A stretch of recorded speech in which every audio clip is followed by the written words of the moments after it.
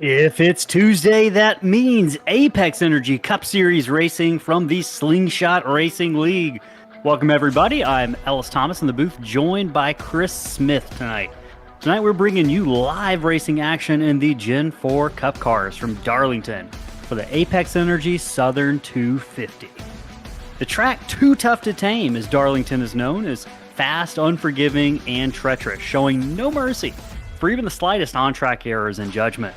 Make a mistake here, and it'll cost you dearly. And mistakes here happen very, very quickly. Although Darlington measures just 1.3 miles in length, Eric Almirola's track qualifying record is a jaw-dropping 184 miles an hour. Even drivers who get through a race clean usually leave with a Darlington stripe from where the right sides of their car pancake the walls. It really is that tough. Part of what makes it that tough is its egg-shaped design, which at the time of its construction took into account the constraints of a highway to its north and a pond to its southwest. It's been a staple of the NASCAR Premier Circuit Series since 1950 when it opened. At that time, it was one of only 2 paved ovals. Until the first Daytona 500 in 1959, the Southern 500 was the most prestigious race on the NASCAR schedule and far away the best paying.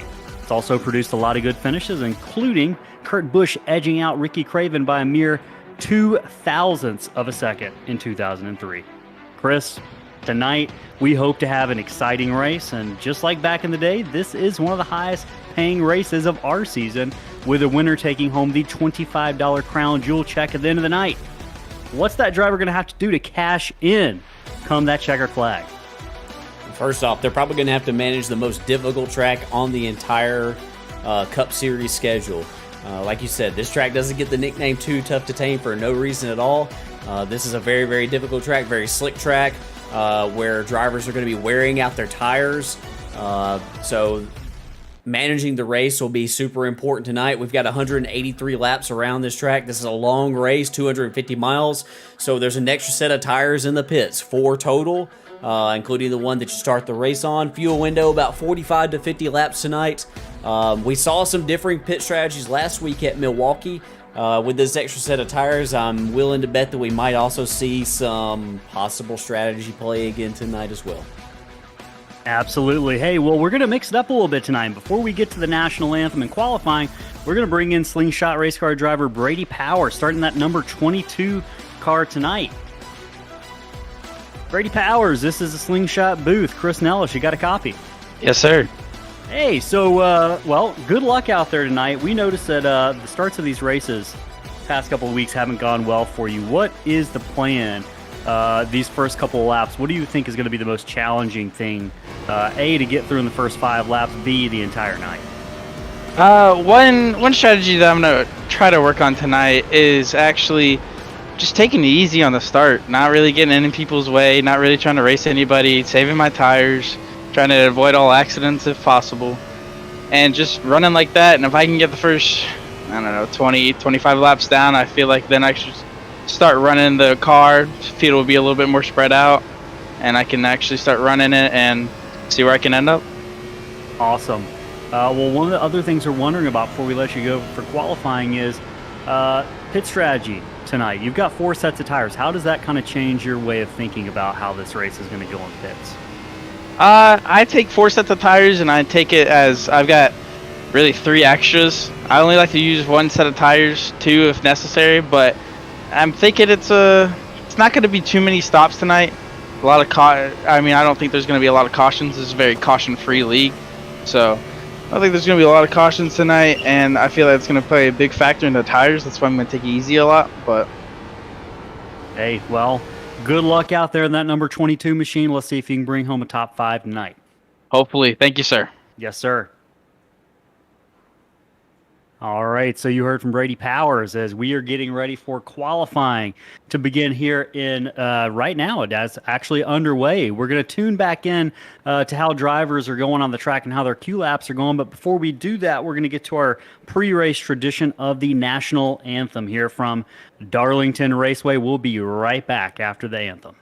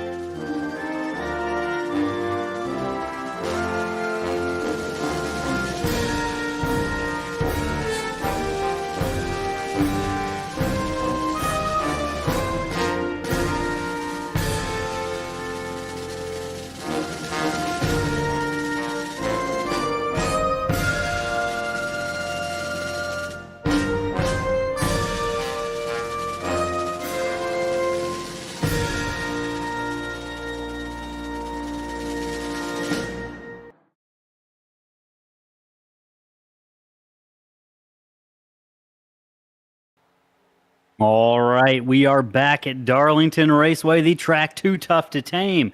Qualifying in progress right now. We're going to get to that here in a minute. I'm Ellis Thomas, joined in the booth by Chris Smith for Slingshot Racing League. Chris, we're going to be keeping our eyes on a couple stories tonight. Particularly, first of all, this is a crown jewel event, meaning we have 4 or 5 races throughout the season where we feel like they're of particular importance and difficulty, and we really want to reward the driver. That winner tonight's going to take home $25. Does that change the way these guys are driving, especially as the laps click away? I think that in this series right here, I think our guys go for it every single week. So I think that if you ask them, they would say, well, I try to win every single week. But when it comes down to it at the end, you're gonna be thinking about that money. Chase Berry, the winner of that money just last week. I know that he had it on his mind. He's become Mr. Moneybags here lately with all of his money wins. But yeah, I think it definitely changes the way that maybe you approach the last few laps, especially if we get a late caution. All right. Hey, and that driver we just watched run their qualifying lap turned in a 4th place lap. Rainey Bechtel picked up 16 points last week with Aaron Smith out of the race due to some technical difficulties. We'll look to see if he can continue to close that gap and make this championship race even tighter as we run down to the final 4 races of the season with only a 20-point deficit between those 2 drivers. And we mentioned tires. We've got 4 sets tonight, but it's going to be really critical that these guys take care of their tires with a exceptionally long race in this 250-miler tonight, 183 laps. These drivers, how are these tires going to feel towards the end of a run? They're going to feel rough. I think that, what you do early in the run sort of dictates how the later run is going to go. We're going to talk about a few things that you can watch for, especially down in turns 1 and 2, how disciplined some guys are to try to manage those tires. So you definitely want to keep them under you, because this, as Brady mentioned, this league, this series right here has a very green flag history to it, and this track has a green flag history to it as well. So I think that that's something to keep in mind tonight. Absolutely, and whether it's going to be a green flag or yellow, these drivers are going to have to pit at some point. And when they do come into the pit, especially under green, Chris, this is an exceptionally tricky pit road. I speak from experience. I hang my head every time I think about every race I've given up a win at Darlington because of a pit road error. These drivers are going to have to be really careful coming on a pit road.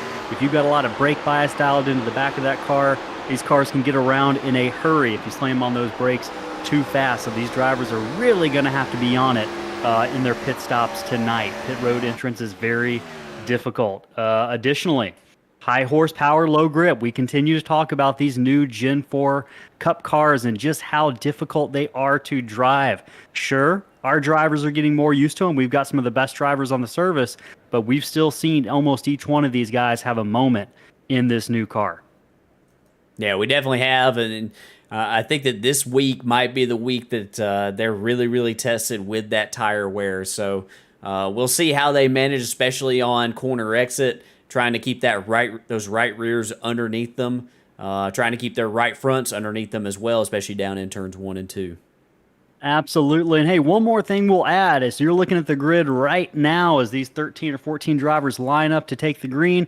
You're noticing a lot of different paint schemes and probably thinking to yourself, wow, some of this looks familiar. I remember that car from 2003. Well, tonight is throwback night in the Slingshot Racing League for these Apex Energy Cup Series drivers. We'll be talking about each one of those paint schemes at points throughout the race tonight. We'll touch on each one of those here later. But tonight, right now, it is time to get to this starting grid, the starting lineup for the Apex Energy Southern 250 on the pole. A little bit of a surprise. Aaron Smith, Chris, Imagine that, claims the pole. One of the only 2 poles this season that Scott Sobczak, Mr. Rocket Man, has not taken home.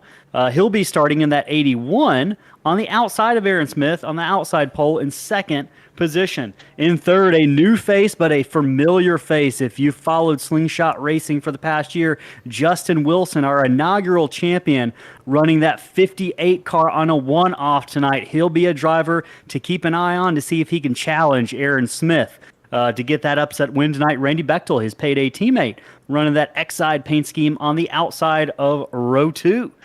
Fifth, Brady Powers, who you heard from earlier in the pre-race, looking to see if he had a clean set of first 5-10 laps. He's starting 5th on the outside. Rhett Tucker, who we know's got speed. He's an aggressive driver. He's going to be hungry for that $25 tonight. His teammate, Andrew McGonigal, going to be starting inside of the 4th row in 7th position. Andrew has won a truck race this season, so we'll be keeping an eye on him. Chris Pierce, who came so close last week, Chris, to getting that first win of his Slingshot career, will be starting in 8th. And Lee Campbell will be starting in 9th. Unfortunately, he's not running that Sonic the Hedgehog scheme, but I'm sure I can come up with some puns about the Energizer Bunny over the course of 183 laps tonight. Ryan Jones in 10th. Johnny Rapp made it. He'll be starting at 11th. Patrick Colby starting 12th. Chris Blassie starting 13th. 13 drivers on the grid tonight, Chris. It's going to be an interesting race. 183 laps. We're going to go through a sun to night, sun to moon transition. That's going to change the way these cars will handle over the course of the race. But right now, pace car pulls off. Aaron Smith in that throwback paint scheme is going to lead him down the front stretch in a slow crawl.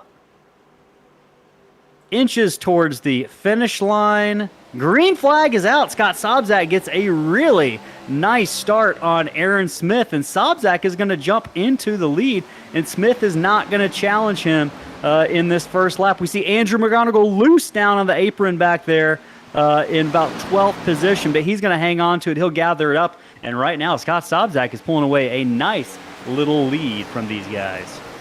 Yeah, great start by him. Be curious to see if there's any type of Not sure what the black flag would be as far as jumping the start. Hopefully everything was really, really nice and clean there, and he can, get going here. And what you're going to see right here are different agendas, possibly. Do you want to try to push and get out there to that lead? Or are you really interested in trying to, prepare for that long run? As back there, we see Lee Campbell get a little bit loose and Johnny Rapp going to the inside of him. This is a battle for the 9th position. Absolutely. Lee Campbell hanging on to it, doing a great work there, not losing control of that car. Johnny Rapp, also Patrick Colby. Rapp, a little bit loose off the corner, is going to maybe open up a little bit of a hole for Patrick Colby, who's not going to take it. He's going to think better of it. He's going to dip right back into the 10th position. Right now, these drivers are single file going through the field. I heard a little bit of contact with the wall, but I think everyone made it out of it okay. And Chris, you talked about differing strategies. Johnny Rapp is someone we've talked about all year long, kind of a guy being on an alternate strategy. Does 4 tire sets tonight, does that allow a driver like Johnny Rapp to make some gambles and some interesting pit calls if this thing goes green? It's a possibility, but with a fuel window of about 45 to 50 laps anyway, I mean, you're looking at, that's about your race distance, pretty close to it. 183 laps in this race right here. So if we went on the far end of that and said that you could go 50 laps, that's almost splitting this race into 4s, pretty close to it. So, we'll see how everything shakes out tonight, but I don't know if we'll see quite the, array of strategies that we saw at Milwaukee, but these guys have proved me wrong before. Absolutely. And hey, if you are in the chat right now, we appreciate you watching the race. Let us know who you're rooting for. Maddox19 already jumped in the chat and said, go Lee Campbell in that number 14 car tonight. And hey, if you are watching, we are giving away a 164th Justin Haley diecast tonight. If you just jump in the chat, say hi, let us know who you're rooting for, and make sure to follow Slingshot Racing Network on Twitch. You have nothing to lose. It's absolutely free. We even pay shipping. So that's just a thanks to our viewers who watched tonight. But right now we are watching Scott Sobczak in that Square D. And Chris, this is a paint scheme we're familiar with from Scott all year long, but it's kind of a different orientation of colors tonight. Normally we see that hood and that front blue and the rest of the car yellow, but most of it is yellow tonight. Talk to us. Is this an actual paint scheme that Kenny Wallace ran when he was running this 81 car? Oh, man, you're really testing me. I'm honestly not sure. I'm not sure either. Yeah. I'm not sure either, but I bet it is. It feels familiar enough where it probably happened. But hey, speaking of familiar, the guys in 3rd through 6th are getting really familiar right now. I'm seeing a big old grouping of cars with Justin Wilson in 3rd, Randy Bechtel right behind him, Brady Powers, Rhett Tucker, and Chris Pierce, all within about a second and a half of each other on the track right now. Rhett Tucker looking like he wants to make a move on Brady Pierce down in here into turn number 1. He's going to think better of it, though. And Chris, one of the really difficult things to master in terms of racecraft here at Darlington, that was turn number 3, by the way, my apologies. One of the difficult things to master in terms of racecraft is when it is appropriate to pass and when it's a safe passing zone, because not every single corner here at Darlington is. Where do you have to pass a driver if you want to get the job done safely? I always try to use the approach of passing them off the corner here. If you can clear them on the straightaways, that's the best place to do it. Getting a good bite on corner exit. If you are going to run side by side in a corner, I do not want to do it down here in turns 1 and 2. We're right on board here with Rhett Tucker. 1 and 2 is really fast. This is the fast end of the track. If you look at it from overhead, this is the wider turn. It's basically one groove, one fast groove. Down here in 3 and 4, you have some options. You can run a little bit lower, you can run a little bit higher, and you can run side by side through there. But down here in turns 1 and 2, the groove is super, super narrow. You got to go in down there, touch that dash line down there, get really close to it. Up here on the wall, now you got to be real easy on the throttle. You have to be patient. You can't be too aggressive. That's the end of the track where you can really burn your tires up very, very quickly because so many people attack that corner in the wrong way. They try to jump back in it really quickly because it's the fast end of the track. As we see, Rhett Tucker. Here he goes. Yeah, exactly what you were talking about here, but he can't pull it off. Yeah, and that's smart. I like that move by Rhett Tucker right there. It is hard to run side by side over here. It is almost impossible to run side by side in 1 and 2. You got to have two guys that really know what they're doing, and these guys do. But it's way too early for that type of pass. Yeah, I agree. And man, like, it's one of those things you almost can't really accurately describe what turns 1 and 2 feel like at this track unless you've driven it to experience it. You are on edge, and it, like we mentioned in the pre-race, you were going so much faster than you would imagine these cars going, and you're right up next to the wall, which is why a lot of these cars come away at the end of the night with a big old stripe or a donut on the side of them, because you have to be right up next to that wall if you're going to carry the most speed. So as we look live right now at Rhett Tucker in that number 99 Mopar Dodge, that's a throwback paint scheme to Kasey Kahne. We're thinking that's around 2006, 2007. Chris, this was when Kasey was driving still for Evernham Motorsports. So you see Brady Powers and Rhett Tucker get a little bit loose there, but that's a good looking paint scheme. That's always been one of my favorite paint schemes to watch on the racetrack, that Mopar blue and white. Especially at a night race here later on in the evening, that thing's going to look really good out on the track. And if you're a follower of NASCAR history, you'll know that I don't think it's this exact scheme, but it's a scheme very similar to it that Kasey Kahne, basically had the field covered at Charlotte one fall and blew a tire late in the going after a dominating performance. And when I see this scheme, that's one of the first things I think of is just the heartbreak of that misfortune. Yeah, thinking about Kasey Kahne's entire career is a lot of heartbreak, Chris. I know a lot of fans probably triggered by that statement, but one of those drivers that maybe just never fully panned out the way that we thought he would. But hey, right now things are panning out for Scott Sobczak and Aaron Smith, and this has become a familiar refrain. Sobczak in the lead with Aaron Smith slowly beginning to close up. Right now in the past 3 laps, Aaron Smith has picked up about 0.3 of a second on Scott Sobczak. Scott running some really fast laps. His fastest lap of the night, Chris, is 0.5 or 4.5 faster than Aaron Smith. So that just goes to show you, the different approaches that you had mentioned earlier on in the race really come into fruition when we're starting to see kind of the fruits that both of those approaches are bearing. Did Aaron Smith just grab the wall a little bit out that corner? I'm not sure if he got it. We can go back and we can try to take a look and see. That was really close. That right rear quarter panel kissed it at the very least. But hey, that's all fair in love and war. That is bound to happen. He is doing it every corner, it looks like. He has got that thing yawed out. Aaron Smith is loose, and let's talk a little bit about the impact that can have on the car as the run goes by. Those tires, you don't want to drive off those right rears sooner than you do your right fronts, do you? You don't, and I don't think that we'll see that tonight, honestly. This car right here kind of opens that up as a possibility. But this track and the way that I'm seeing the cars look tonight, I don't know if that's actually going to happen. I don't suspect that it will. It's not as close as like what it was at Atlanta last week in the Truck Series.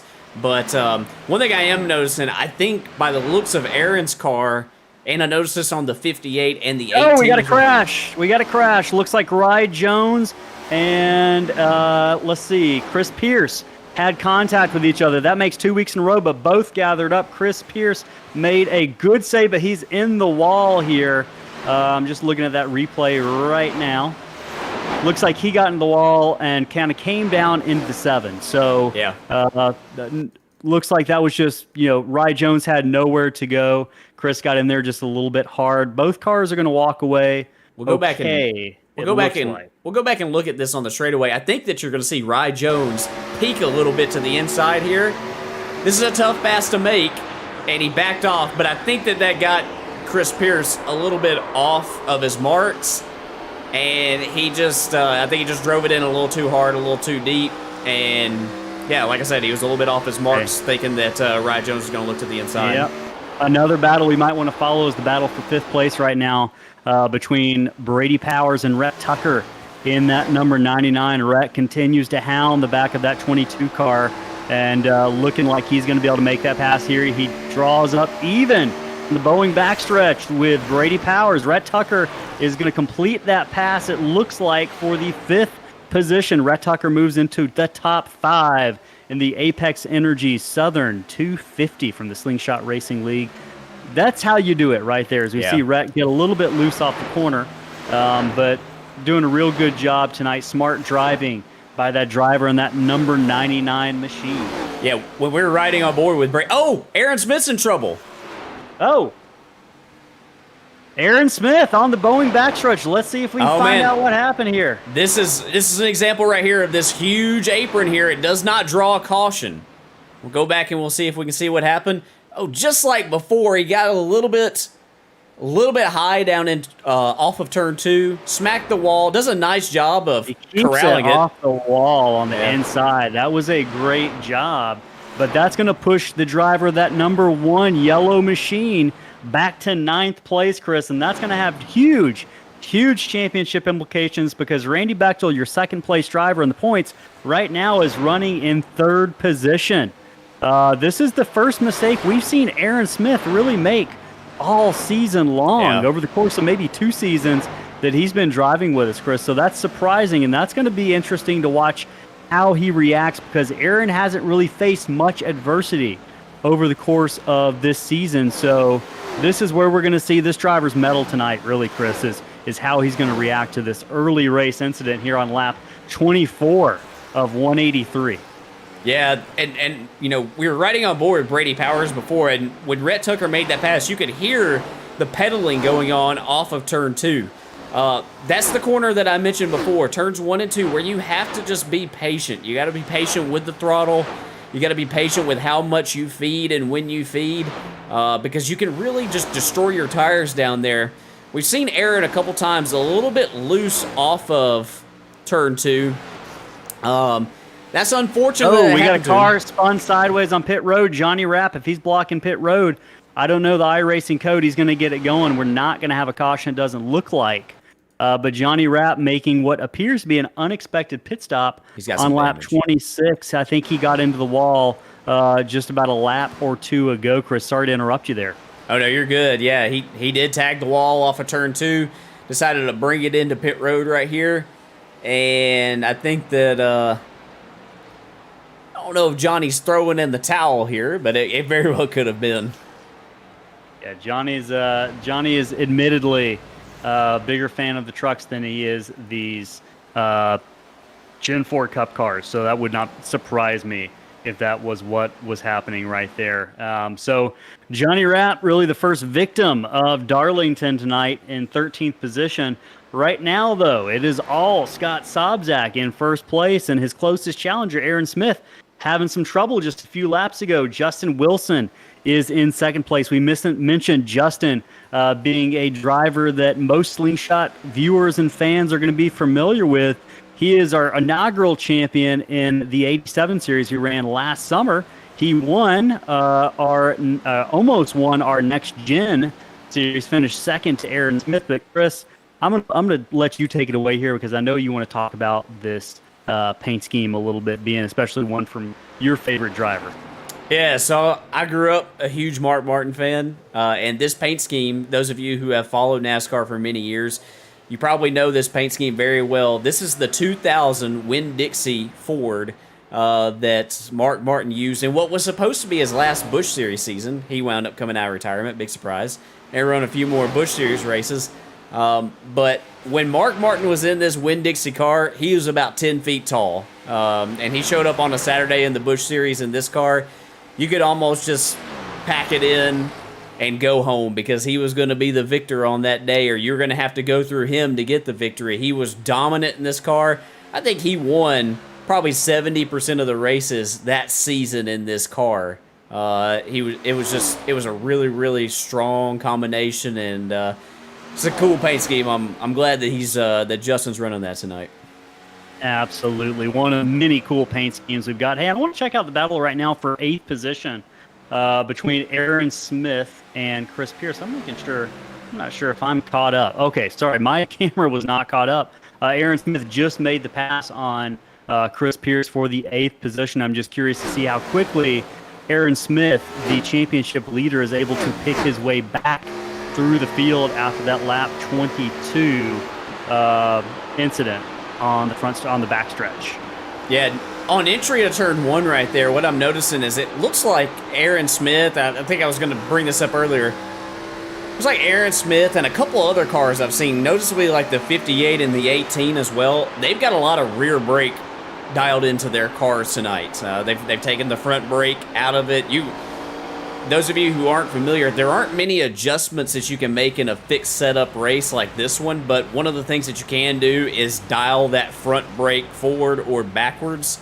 And what you're doing is you're putting more, as Aaron's in the wall right there in 1 and 2 again, you can dial some front brake out of it to get the car to rotate a little bit better on corner entry. The trick to that is it's going to be a little bit looser, so you got to hang on to it.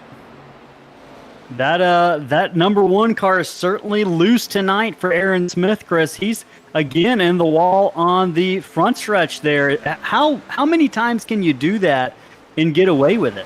Well, I hesitate to say, I'm not 100% like if the contact has been happening on both of our ends.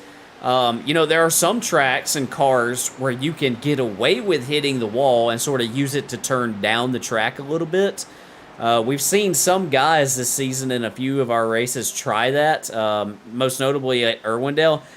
I don't think that this is a track that you can really do it and get away with it, at least, not from my experience, and I'm nowhere near as good as some of the guys in this league are. As I think he tagged it again right there. But, you see the damage going away, so, and he tagged it again on corner exit there, so, yeah, I don't know how much is actually hurting him. We can pull up their lap times and we can sort of get a sense of it. Last time by, Sobzak, our race leader, ran a 31.275. And this time by Aaron Smith about 0.3 off. So I'm not sure if this is pace or if this is, the damage that has occurred to the car.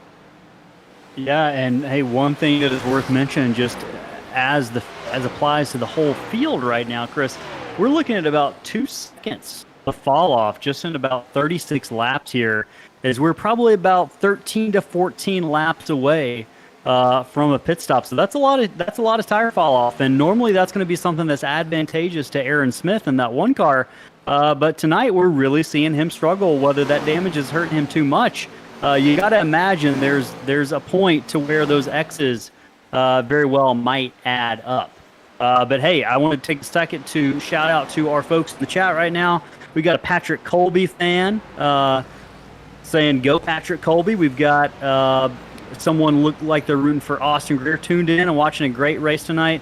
That's JF Greer 63. Hey, we appreciate your viewership, JF Greer. Thanks for coming back and checking us out for another race. We appreciate all of our viewers. And hey, as we mentioned earlier in the broadcast, if you are watching, shout out, say hi in the chat, give us a follow, and you are automatically entered in to win a Justin Haley 164th diecast. Will ship to you for free. So right now, we are on lap 38 of 183 of these Apex Energy Southern 250. Aaron Smith having trouble tonight, but Scott Sobzak is having no trouble in that number 81 Square D Ford Taurus. He is running in the first position. Justin Wilson right behind him. Randy Bechtel, solid run in third place tonight. And we are watching live with Rye Jones on that onboard camera. That is a battle, it looks like, for what about the 6th and 7th position. This is kind of the closest grouping we've got on track right now. One of the things I'm noticing about these guys, Chris, both Powers, Tucker, and Jones, they are all very loose right now. Yeah, they are, and right now at this point in the run, at this stage of the tires' lives, as Rhett Tucker, I think he's going to let Rye Jones go by. Yeah, Rye Jones has really, really good long run pace, it looks like right now.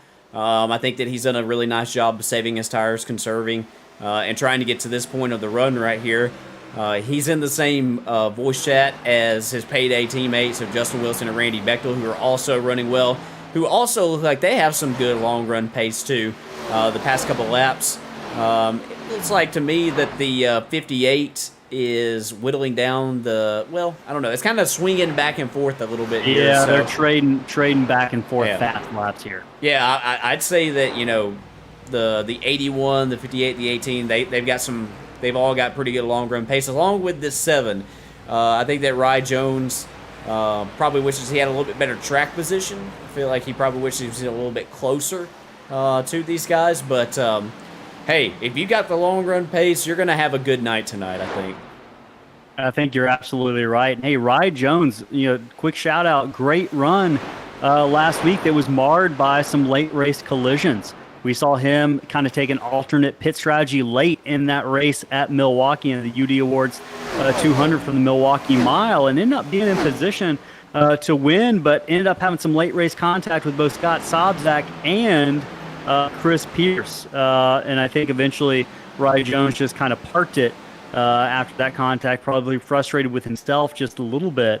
But great effort to come back and show his resiliency tonight to kind of rebound from what was a tough week to have a really good run tonight. Right now running in the 5th position. That's Rye Jones in that 7. Hey, that's a beautiful paint scheme, by the way. Casey Atwood drove that car back in 2002. This was before that car went to Jimmy Spencer, I believe. Was that the following year, Chris? Yeah, that's right. This was the car that Casey Atwood jumped to when he got basically kicked to the curb by Evernham. This is still a satellite Evernham team, but yeah, this was the car that he went to. Didn't have near the success in this one, and his Cup career was essentially over after this car, but it's a good-looking car. I've always liked it. Absolutely. One of those drivers that ran really well in Nationwide. Did Atwood win a championship in the Nationwide Series? The Xfinity/Busch Series? He did not. He won some races, though, in it. He's probably really well known for a spectacular crash he had at Daytona one year where he turned end over on the front stretch, but in that Castrol car. But he ran, that's the same car that Jamie McMurray ran, the Williams car, 27. So he ran very well in that car and definitely turned a lot of heads and eventually got the attention of Ray Evernham. Yeah, and right now, that 7 car is doing what he can do to track down that 22 car of Brady Powers, who looks like he's struggling a little bit over the course of the long run right now, Chris. He just does not have the speed. Oh, we got an issue. Scott Sobczak. I think we got a pit stop happening here. Lap 45, exactly where we thought it would be. The 81, the leader, is on pit road. All other drivers look like they are staying out, Chris. Did Scott Sobczak, did he pit too early, or is this kind of all in the cards, you think? This might be just something that he's decided from the very beginning of the race, if this thing has a really green look to it. And we talked about the iRacing triggered cautions earlier. We saw Aaron Smith have his trouble, and that did not cause a caution. I mean, he got that car completely sideways, and it's just with the enormous apron here and the very small racing surface, you're probably not going to have many cautions. And so if you've got a game plan coming into tonight, you might be able to stick with it. He might have also seen that his pace might have been slightly off of the 58s. I don't know because I wasn't paying close enough attention to tell. But, yeah, I think that maybe this was his decision to do this all along. And so what Scott's going to try to do right here is being very gentlemanly, and he's trying to, run, be real smooth here. He's going to try to run these laps as Aaron Smith tags the wall again. He's going to try to run these laps as hard as he can right here. Think of this as like the opposite of the F1 strategy, whereas your pit lap is going to be your fast lap. You got to make this lap right here your really, really fast lap to try to make up as much ground as you can as the 14 of Lee Campbell makes his way on the pit road. Yep. 58 is on pit road. The leader, Justin Wilson, now coming down about 3 laps later than Scott Sobczak, as that number 58 rolls down pit road, and it is a slow, treacherous crawl down onto the front stretch of pit road as he hits the first set of pit boxes. We're going to see what position he's going to come out, because I have to imagine, based on everything we've seen, Sobczak is going to put maybe a couple of seconds on Justin Wilson after being out there on slightly older tires while Sobczak was on those new tires. And hey, we got a couple people in the chat right now. Mike Mike Timlinhoff, who I think is Nick DeCesare, wants to know, is there a fan vote to give a driver an additional set of tires, Nick? Unfortunately, there is not. Tonight, as we see Randy Bechtel also roll down pit road. Gran Torino Sport asks, how many sets of tires do they have for this race? 4 total sets of tires tonight. That is 3 tire changes worth of pit stops as we watch that 58 roll off of pit road. Justin Wilson is going to come back out on the track. And one final comment, Monkey81 says, Scott is always a gentleman for sure. We second that, Monkey81. We agree 100%. Absolutely, and we'll get a sense of the gaps here. We'll see if we can pull up the leaderboard to get an idea of how much ground Sobczak has gained. I don't think it's going to give us the numbers quite yet because not yet. Yeah, because Justin Wilson is technically a lap down. Justin Wilson came in 1 lap before Randy Bechtel, as Randy's going to exit pit road right here in his Jeff Burton X-Side throwback. Coming back on the track. I find this paint scheme very humorous right here for a few different ways. I don't know if Randy did it on purpose. He might have, but those of you who follow NASCAR in the mid-2000s, early 2000s, know that the 18 car was sponsored by Interstate Batteries, and Jeff Burton sponsored by Exide Batteries, and so it's like he's combined the two of them. So there's a bit of irony there. Yeah, I like it. That's pretty cool. As we see Brady Powers and Rhett Tucker, as well as Patrick Colby, all getting ready for their pit stops here on lap 52 of 183 in the Apex Energy Southern 200. Those were your 2 leaders, and I believe we're getting ready to have completed the pit cycle here with Colby kind of pitting from 3rd position. That is going to hand the lead over in about half a lap to Scott Sobczak.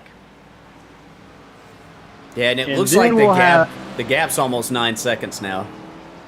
So that is an increase of at least about 5.5 to 6 seconds, based on what I remember seeing before those pit stops are made. And that's just, Chris, that's only 3 laps. Yeah. So I think that is a good call in Sobczak's book. If he thinks that he's going to have the gas to make it and those 2 more stops he's going to make tonight, and he's kind of run that math, I think that's a gamble I'm certainly willing to take, because it's going to give him about 4.5 seconds on the racetrack. And hey, I'll take it. I'll take any amount of time on Justin Wilson and Randy Bechtel that you can give me. Sobczak's at the line there, and Justin Wilson is going to be at the line now. So that gives you a sense of just how big the gap is. But I'm going to be curious to see how we feel like this is going to come closer together as the run goes on here, with Wilson having a little bit fresher tires. It's about 3 laps fresher. Randy Bechtel, 4 laps fresher than Sobczak. We think that it will get closer, but I think the question is going to be, how close does it get? Is it going to be enough for Wilson to go up there and get the lead from Sobczak, or is it going to be a situation where, hey, it just gets back to about what it was before? What's Justin going to do? Is he going to push hard here? Is he going to go for the long haul?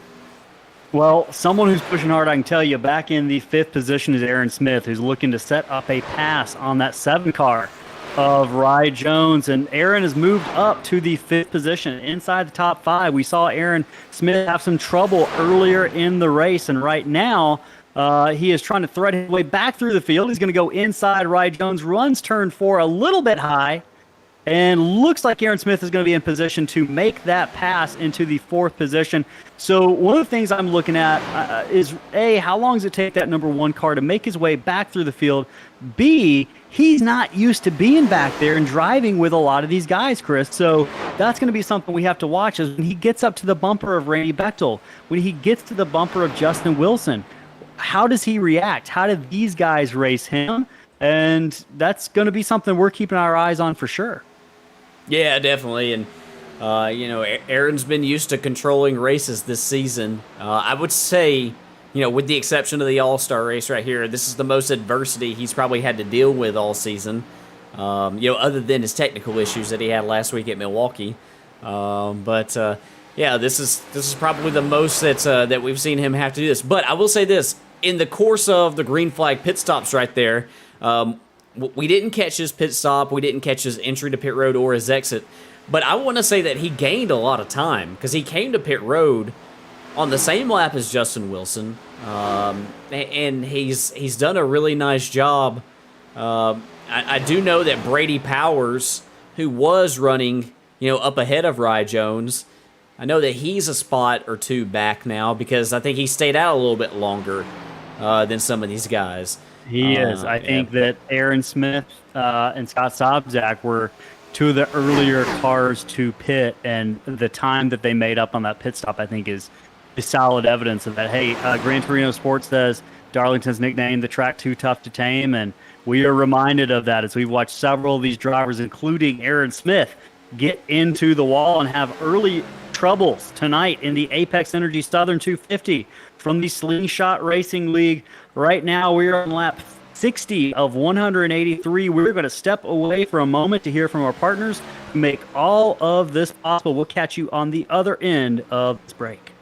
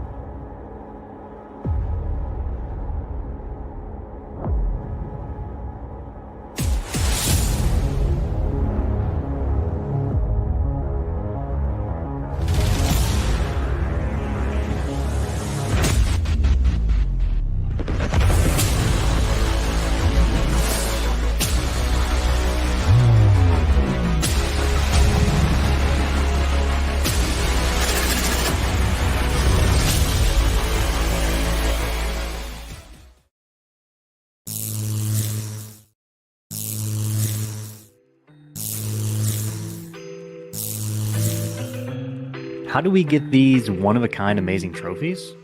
Well, we were fortunate to find UD Awards when we started our league. We reached out and we connected with Christopher, and we got started designing these one-of-a-kind works of art. The process was easy from start to finish. After just a few revisions, we finalized each one of them, and the team at UD got to work building each trophy from scratch. They're a small team, but they've got the ability to do just about anything your brain can imagine. And don't worry, if you're not an artist, they've got an entire catalog of unique trophies in pretty much any material you can imagine. Wood, acrylic, glass, and in the case of last season's trophy, metal. The best part, they're affordable. If you're looking for a trophy for your event or league, the choice is simple. UD Awards can give you exactly what you want.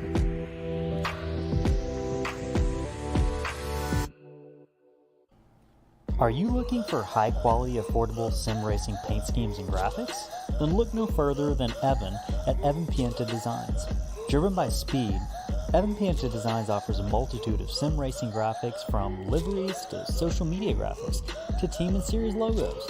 To see some of the work done by Evan, or even race one of the public liveries he's made, head on over to tradingpaints.com and search Evan Pienta.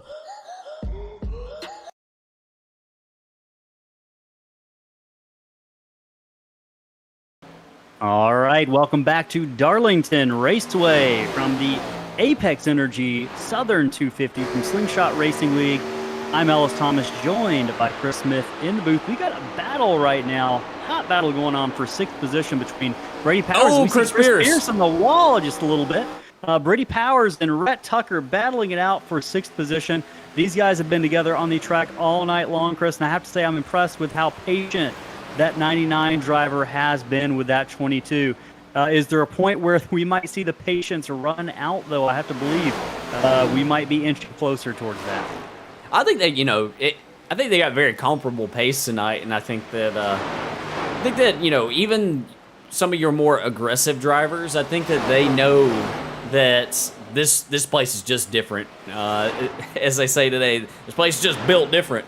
You just got to approach it very differently, and I get a really, really good perspective right here by riding on board with Rhett. He's making that turn down right there a little bit sooner than Brady is. You got to attack this track completely different on both ends. Down here in 3 and 4, this is more of a conventional corner. You still got to run high, but down here in 1 and 2, the line is just so odd, and we'll ride on board with Rhett here and get a perspective of it. Go down here, you want to clip that flat right there, let it drift up, but now you got to ease off the throttle right here and try to get the run down. If you can be off the throttle while you're turning down right there, you save so much tire life. So many people try to get back in the gas just too quick down in 1 and 2. Get back in it hard. But you just have to be patient here. That's what I was going to say. You got to be careful not to make that cut too early, or you're going to be sideways off the corner, as we saw Aaron Smith earlier in the race. So right now we're on lap 70 of 183, Apex Energy Southern 250. Scott Sobczak is your leader by 9 seconds over Justin Wilson. Randy Bechtel running in the 3rd position, and then Aaron Smith, who we were just talking about a moment ago, running 4th. Right now you're watching this battle between the 22 and 99. These drivers have been following each other on the track all night long, and one throwback paint scheme, one not so throwback paint scheme, and the driver of that number 22, Brady Powers. Hey, if you're watching the chat, let us know what is your favorite paint scheme you've seen on track tonight. We've got a lot of good ones out there. Let us know your favorite in the chat.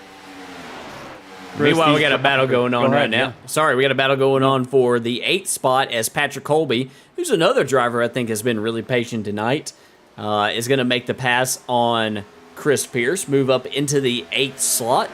Patrick Colby's got that 2000 Dale Jarrett paint scheme, looking real good tonight. Those of you who are familiar with this scheme right here, if you watched the 2000 Daytona 500, you saw this car put an absolute butt-whooping on the field.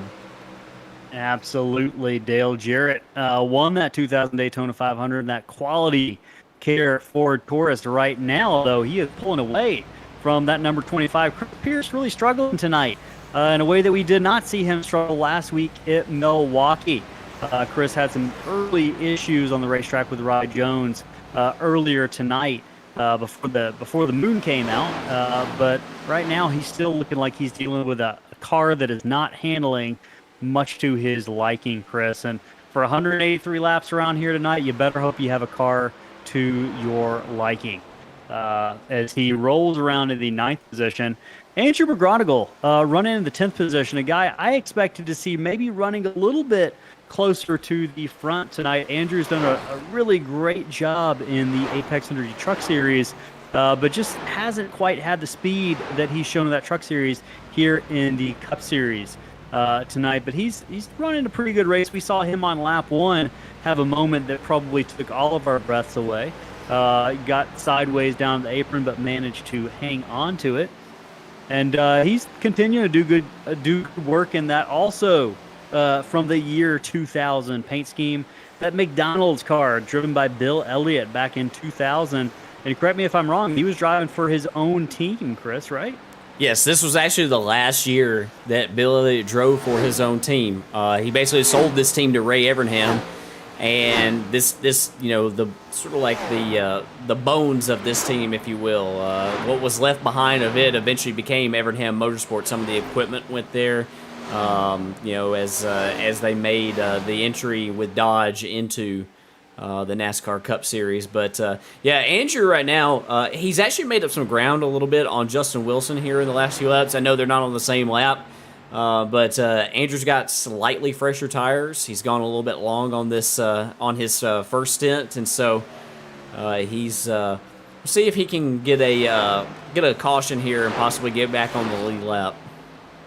Absolutely, and hey, the driver right behind him in 11th position, another driver who's just one lap down looking to get that lucky dog maybe later in the race if we have issues, is Lee Campbell. Again, doing a solid job tonight. Just looking at that car, I don't know if Lee has had any issues on the track tonight. Maybe a little bit of a Darlington stripe on that right side, but he's done a good job. He's kept out of the wall for the most part, not had any issues other than maybe that occasional wall kick. But he's doing a great job. I know we've got some Lee Campbell fans in the chat tonight. Lee's one of our favorite drivers who just goes out there every week and just clicks the laps away, logs miles, which is all you can ask for in the drivers that are run your league. The guys who just are content to go out there and learn and get better and develop those skills each week. And man, that Energizer Bunny doing a good job of keeping that 14 car going despite that right front damage from a little bit earlier in the race. Lee Campbell running the 11th position. And then Chris Blassie. Chris has missed a couple of races with us recently, but I believe he had some issues earlier on in the race. He is 7 laps down, but he's still out there racing, still earning points, still clicking away those laps. That's what you love to see, Chris, when drivers have had issues, but they still want to go out there and run. They still want to go out there and participate in the race. A lot of guys will just park it and they're done with it after having a single issue, but these two guys out here, Lee Campbell and Chris Blassie, show their determination week in and week out. Yeah, absolutely. It's the only way to get better is to, go out there and, even when you're a few laps down and just see what you can learn from from some of the guys that are around you and maybe watch their lines that they're running. And I would recommend that to anybody. There's a couple of different methods that you can do. You can get behind them and you can ride behind them and watch their line. And also, when you're out of the car, follow along, inside the car and sort of listen to what they're doing with the throttle, watch their line from inside the car from their perspective. That's how the fast guys get fast. It's from that. And I think that, I think that's one thing that will really, really help. And we saw Chris, he ran a little bit low right there in 1 and 2. I think he was trying to get out of Randy's way. And he's staying on the flat right there to, try to stay out of the racing groove very gentlemanly. And we got a battle for 6th going on right now, as I think that Rhett Tucker has actually made the pass on Brady Powers. And that's going to open the door up for Patrick Colby to sort of, challenge for this spot as well in that number 9 Ford. Yeah, my timing was a little bit behind on that one as well, Chris. Rhett Tucker did make the pass, and that had been many, many, many laps in the making right now. I think Brady is probably struggling with an ill-handling car if looks are to be believed. He's at really this point. I think he's really struggling down in 1 and 2 from what I just saw right there. He was just a bit too high. We'll get on board with Patrick Colby right here, and we'll try to follow along right here. And we'll see if we can see that from this perspective here. Watch Brady. He does everything right there. Gets back in the throttle right there. But now, we'll see if he makes the turn down. Okay, he did it a lot better that time. That was nice. He definitely hit it a lot better on corner exit of 2 that time. So he learned from his mistake the lap before and opened up a little bit of a gap there.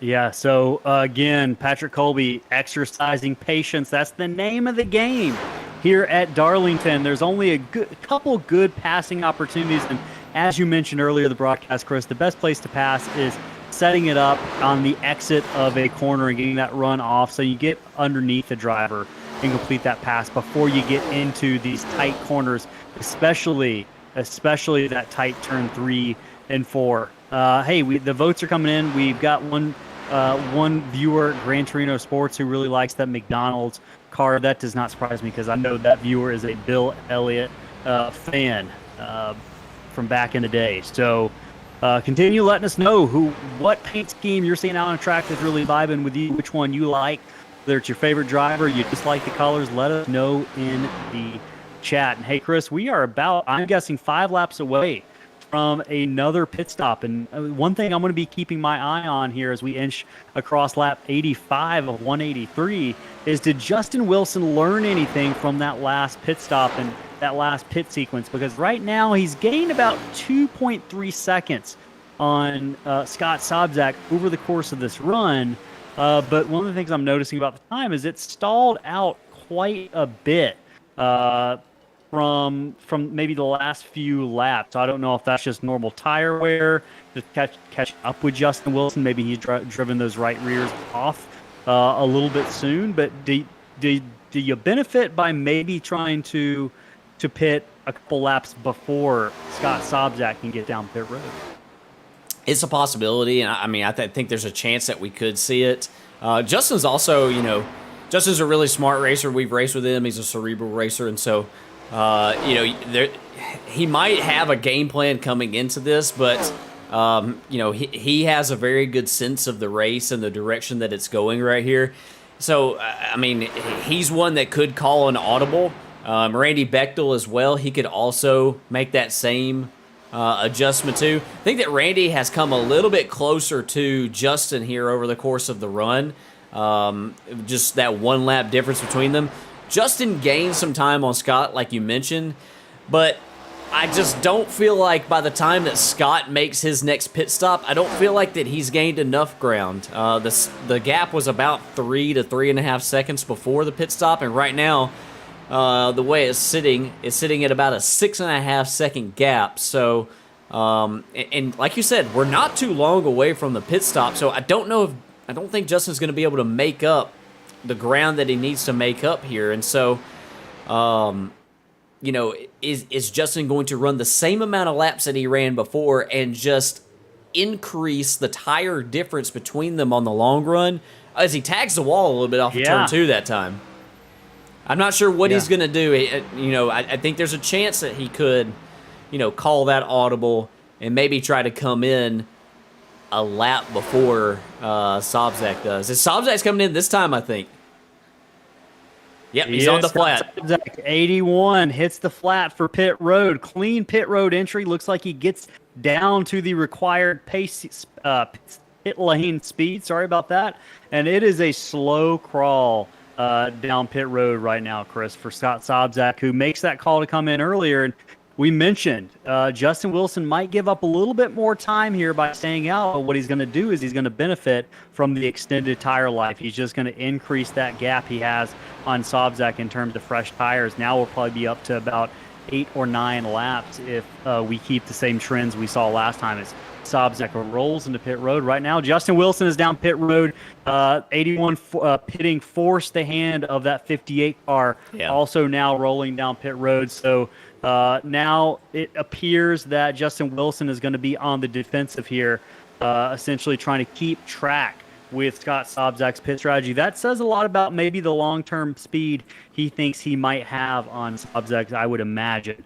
Justin Wilson showing a little bit of confidence that he's got in the speed of his car over the course of a long run. We know he had picked up about 2.3 seconds over the run there, but he obviously is feeling something or knowing something that we just don't know. We can't get in these drivers' heads completely.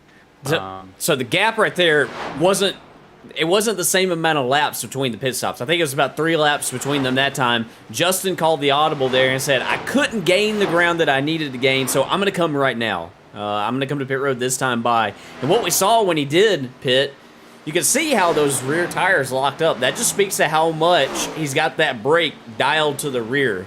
Pit stops are a really good time to see what everybody's sort of running, on their brakes. And he's, as expected, the way that car looked like it was yawed on corner entry, I'm not a bit surprised.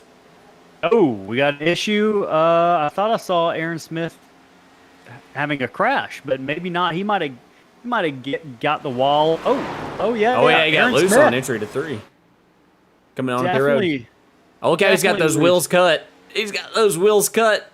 Yeah, this is a tough pit road. This is a really tough pit road. You got to make that commitment early on the flats. And I think that Aaron is really, really trying to gain as much ground as he can. I think that he gained a lot of ground on the last pit stop too with his pit entry. And that right there shows also that he's trying to give it all that he can give on that pit road entry.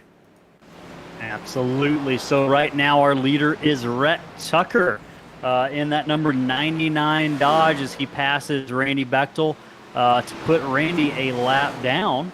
But he is the only car. Actually, we've got 4 cars, it looks like. I'm just looking at my...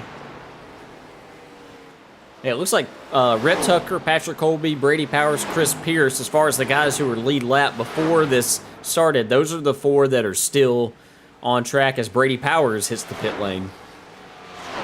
Yeah, my telemetry is not updating here completely, but you're right. Absolutely. We've got a few cars that are looking like they're probably getting ready to pit here in a couple laps. Rhett Tucker, Patrick Colby still out on the track. Pierce, you mentioned, might be getting ready to head towards pit lane here in a minute.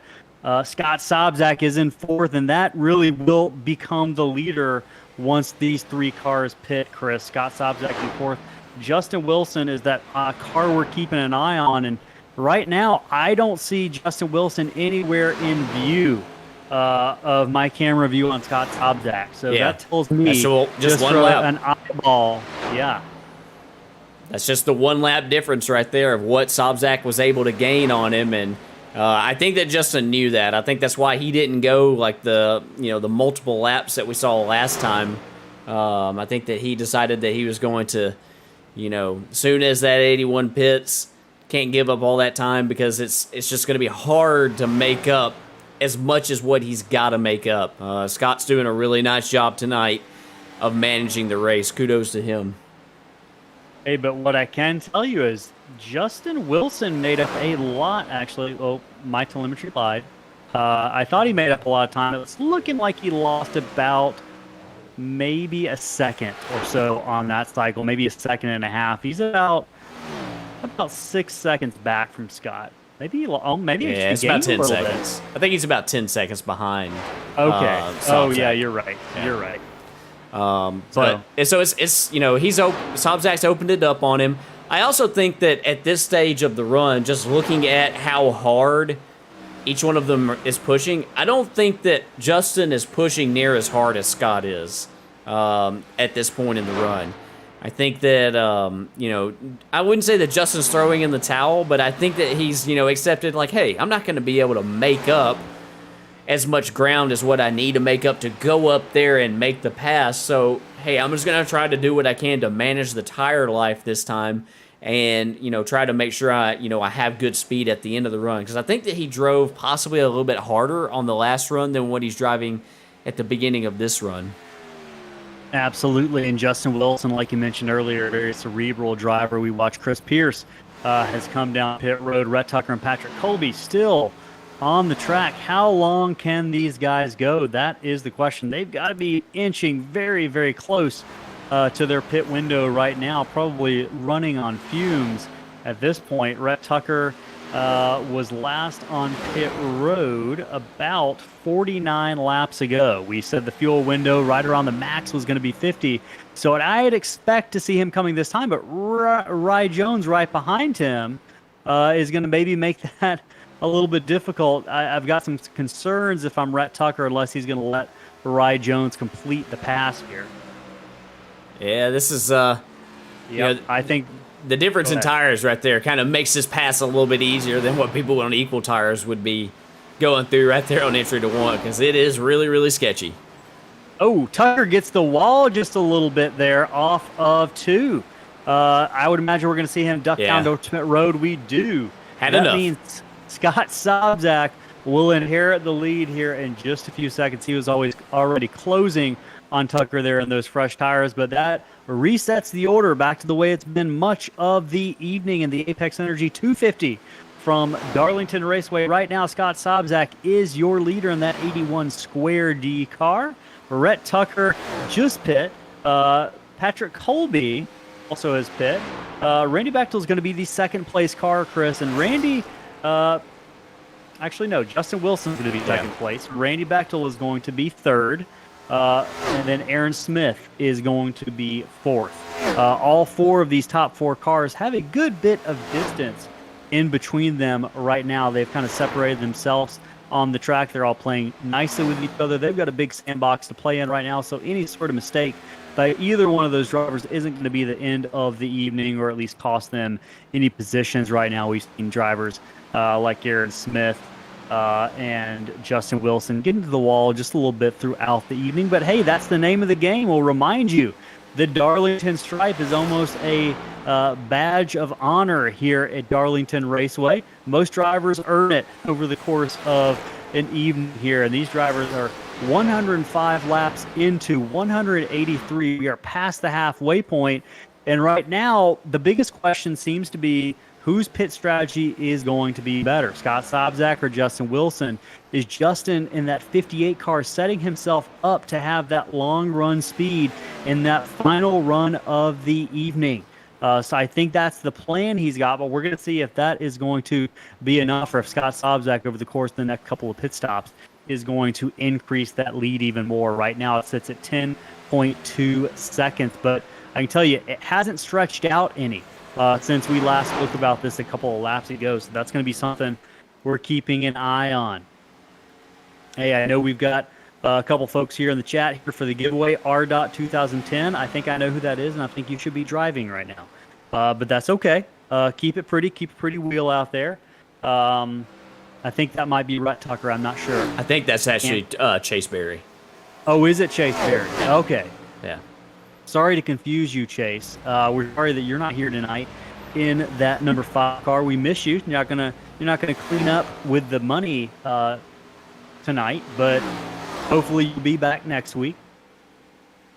Chase coming off a couple of wins in the Slingshot Racing Truck Series and Cup Series, making some money, winning the All-Star race, winning the Crown Jewel race at Milwaukee in the Cup Series. So a lot of momentum, but that's halted tonight as Chase Berry could not make the race.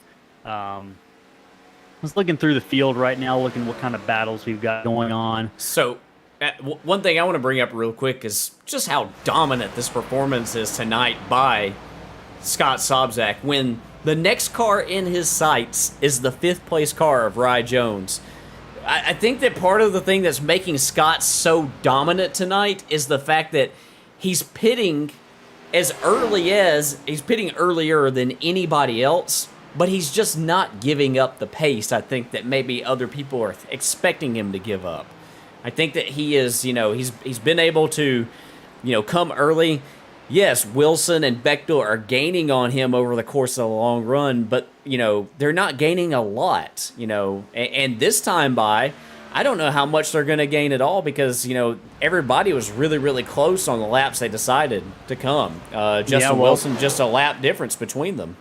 To answer your question, I'm looking at the timing right now, and it's funny that you mentioned Scott Sobczak. He's actually stretched out about 2/10. It was a little bit slower that lap, but he is not giving up any time. As you had mentioned just earlier, we might see this run play out a little bit differently due to the nature of when those guys came in. But right now, Scott Sobczak is holding a pretty wheel, and he is not giving up a single inch of that lead he's built over Justin Wilson and Randy Bechtel, those payday teammates, in 2nd and 3rd place.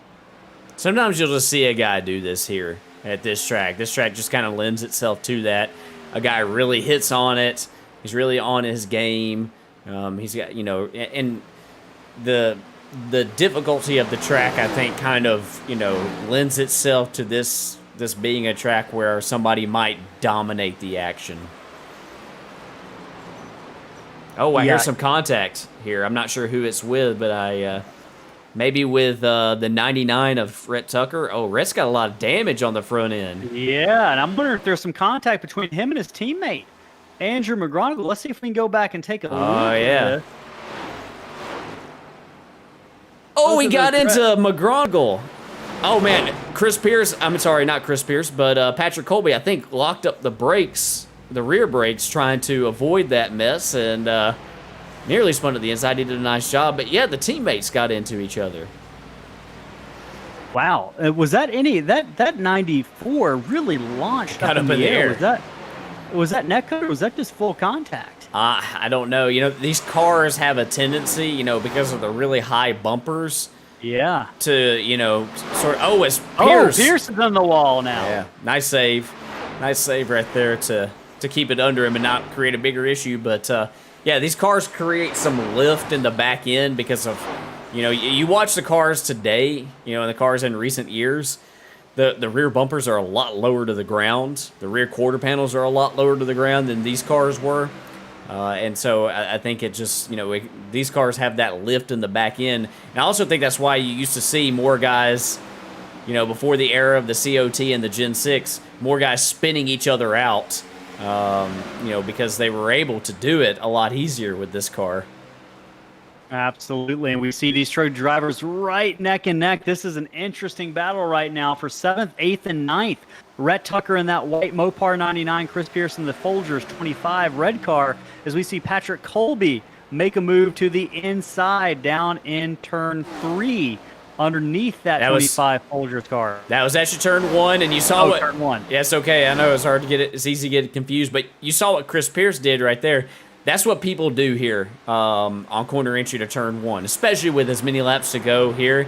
He just lifted on the straightaway. The guy on the inside, the guy who is on the offense, the guy who's creating the pass, is generally the guy who has position, and the guy on the outside will typically defer to the guy that is on the inside. That's the traditional way to do things here. Now, you're going to see possibly tomorrow night in the Apex Energy Truck Series, you might see people approach this a little bit different, and they might decide, hey, I'm not going to just pull over and let you go. I'm going to race you really hard because there's a lot less laps in that race than there are tonight in this one. Well, we're watching right now Rhett Tucker hanging tough on the outside, but Colby is going to have the inside position down to 1. We'll see if Tucker does exactly what you said.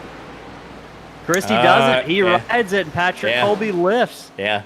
Patrick Colby blinked first. You can't. It's almost impossible to run side by side through there. And, like I said, typically when the guy who's catching you is going to get there, the guy on the outside makes the pass. But, hey, Rhett Tucker's a hard racer, and he's decided that he's not going to make the pass, but he's a little loose. I think we're going to see if he can do it again. I think Patrick's going to have it here. I think he's going to have position, and I think that Rhett's probably going to concede this position. Oh, Patrick is loose. 9 is loose.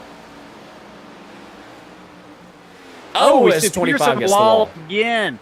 Tough night for that 25 of Chris Pierce. That right side of the wall, they might as well be first cousins at this point because they've seen each other so much. So, that 25 car not having the run that he would like to right now. Chris Pierce sitting in the 9th position. Hey, quick shout out to Chris Pierce. If you're watching the race right now, any of these graphics that you're seeing on the screen, these overlays were provided to us and designed by Chris Pierce Graphics. So get in touch with Chris Pierce Graphics. Find him on Instagram.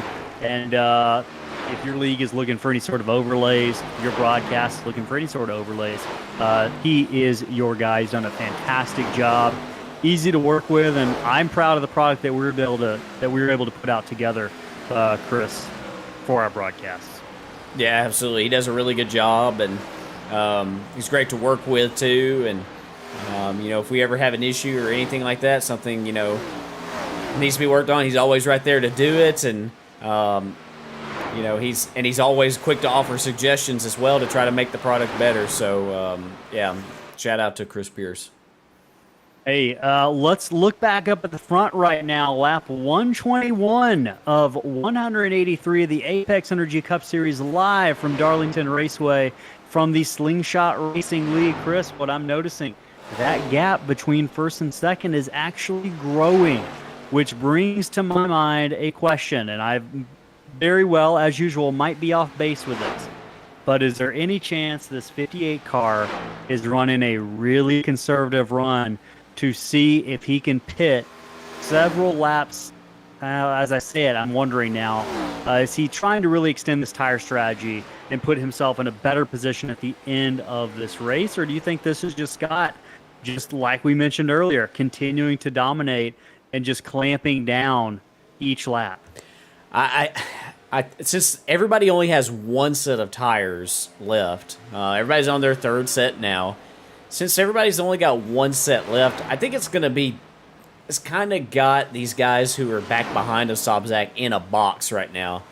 Justin Wilson, Randy Bechtel, if they decide that they want to try to get within their window and then come to pit road, we're looking at probably about 10 laps away from that scenario coming into play. That's a possibility. But the problem with that is, if Sabzak hits the wall off of turn 4, I don't think it caused too much damage right there. But I think that I think that's going to create like an issue for those guys because number one, if a caution comes out, you have used your last set of tires. You've already given it up. And number two, if Scott sees those guys come to pit road when they get in their window, Scott could always just say, next lap, I got such a big lead. Hey, I'm coming in this time. And he might give up a second or two, 3 seconds possibly. So Scott's got a lot of, wiggle room right here to decide what he does. And if I was him, I'd wait until those guys came. I would not come to pit road before the 58, the 18, the 1. I would wait for those guys to hit pit road first. Maybe, watch the lap times that they're running, how they compare to mine, and, then make my pit stop following that. I think that Justin, Randy, Aaron, I think Ryan, those guys that are on the lead lap, I think they're gonna have to have a caution to have any type of shot here. I don't know if there's any strategy to really be played. And essentially, Scott Sobczak is in full control of this race, and he is playing offense right now. It is up to him. He's controlling this race. Justin, did he just get in the wall? 81 got in the wall again. As we were talking about him, he hits the wall down in 3 and 4. Luckily, so that's going to be something to keep an eye on. Yeah, luckily all these hits, we've seen a couple hits here in the last couple laps. They're really, really light. And they show up on our end. I don't know if they're showing up on Scott's end. They could be, but these hits right here, that they're not race enders. They're not hits that I think are going to really affect the cars handling too much. And maybe Scott. I don't know what Scott's going to do. I think that if I was Scott, I would wait for them to make the first move. We've seen Scott make the first move all night, but I think at this point in the race, I think you wait for them to make the first move. If Scott comes early, somebody like Rye Jones, Aaron Smith maybe, a couple guys that are, a little bit further back tonight, those guys very well could run this race, try to run their stint as long as they can, like really, really stretch it out and just hope for a caution. If they get the caution, then they can come in under caution and bolt, 4 new tires on it, and then it's game over for the field. Yeah, yep, absolutely. And they're on the lead lap, so that is something that they've got the option to do. As we watch Scott Sobczak right now on lap 129 of 183, Chris, this is a fast-moving race. We have not had a single lap under yellow tonight, and it is, again, a statement that this Apex Energy Cup Series makes every weekend and every week out. These guys, we're averaging 1 caution a race over the course of the season. That's how good these guys are. And again, here we're in the position where we might be running another race without a caution. And we ran most of the Milwaukee race last week without a caution until kind of the last 30 laps or so. We had a little bit of chaos. But right now, you mentioned Scott Sobczak's race to lose. He is in control. I know that's got the Scott Sobczak fans in the chat very excited. Justin Wilson running second. Randy Bechtel and Aaron Smith, a couple of those drivers you said, along with Rye Jones, who might be making those strategy calls to stay out as long as possible and hope for a caution. They're running 3rd, 4th, and 5th. Brady Powers, first car lap down, having a good run tonight. We talked with him earlier in pre-race about what it was going to take to bring this car home in one piece tonight, and he mentioned, I just got to be easy on it the first 5 to 10 laps. I got to stay out of trouble, and he's done just that tonight. So Brady Powers in that Goons Wanted Gen 4 Cup car, having a good run in the 6th position. Brady's a really nice guy. I had the opportunity to meet Brady in person, and sold him a 3D printer, actually. Didn't work initially. He got it fixed. It wasn't my fault, by the way. But he's been a staple of slingshot racing now for pretty much the past year or so, as we're coming up on our 1-year anniversary. But Brady doing a really good job hanging a pretty wheel out there on the track tonight. Shout out to Brady's dad if he's watching right now. Appreciate your viewership. We appreciate all of our viewers right now. Patrick Colby running 7th. Patrick Colby doing a great job as well. Looking through to see whose paint scheme we have not talked about at all tonight, Chris. I don't know if we talked too much about Chris Pierce's Folgers paint scheme tonight. It's a little bit different than the actual one, but it is a throwback to the 1986 Tim Richmond number 25 Folgers car. That one was on a Chevrolet. This one's on a Pontiac right here, but it is a nice throwback nonetheless. And, you know, Tim Richmond, gone too soon, American hero of many, you know, for a lot of different reasons. Well, let me tell you this. First of all, I saw what you did there. But second of all, brace yourself. I venture to say that the best part of waking up tomorrow for Chris Pierce is going to be that Darlington's in the rearview mirror. Oh, yeah. But Yep. So Chris Pierce having a good run in 8th again. It's been marred by some heavy contact on the right side of that car. He's earned his Darlington stripe. Maybe a few of them tonight as we are on lap 135 of the Apex Energy Southern 250 from the Apex Energy Cup Series. Slingshot Racing TV bringing you this action live. I'm Ellis Thomas, joined in the booth by Chris Smith. Chris, let's venture into tomorrow just a little bit for a moment. I want to talk about what can we expect to see from the trucks who are going to be running the same track tomorrow night. Is it going to be more of the same in terms of how these cars are handling? I think so. Well, I think with those cars, obviously you're not, or trucks, I should say, you're not going to see the very, very aggressive slides off the corner. Those cars they create a lot more downforce. They have a very, very, very tall greenhouse, a lot of side force on the sides of them with those big flat sides. So I think that you're going to see those cars or trucks. I did it again. I think that they're just going to put on a slightly different race. I think that you'll still see some long green flag runs. I've been really impressed with our Truck Series drivers the past few weeks. We went last week at Old Atlanta, another wore out track that chews up tires, caution free. And I was really, really proud of the Truck Series drivers, how far they've come. If you watched our race at New Hampshire this year, you know just how far some of the drivers in that Truck Series have come. And, they went, green flag to checkered flag last week without any incidents, except for one idiot who spun out on pit road. Sorry about that. Sorry to interrupt. 7 cars on pit road. He's in his window. He's in his window. It is in his window. This is the very beginning of it. We're going to see, is this a strategy? We're going to see how long the 81 stays out. This is exactly kind of the opposite, but in the same way, a kind of a non-traditional pit call that we're seeing by the 7 car to see if he can get out of sync with 81 just a little bit and force his hand to come in. So let's keep an eye on the rest of the leaders right now. Looks like Scott Sobczak, maybe not. I thought he might be coming down. He's coming. Road, he's on pit road. Oh, he is on pit road. Yeah. I think now if I'm Justin and if I'm Randy, but Justin's coming in. Justin's coming in this time. I was going to say if I was one of them, I might try to go long here and just try to stretch this one out as long as I can. But honestly, they can't go much further. They've gone about as long as they can.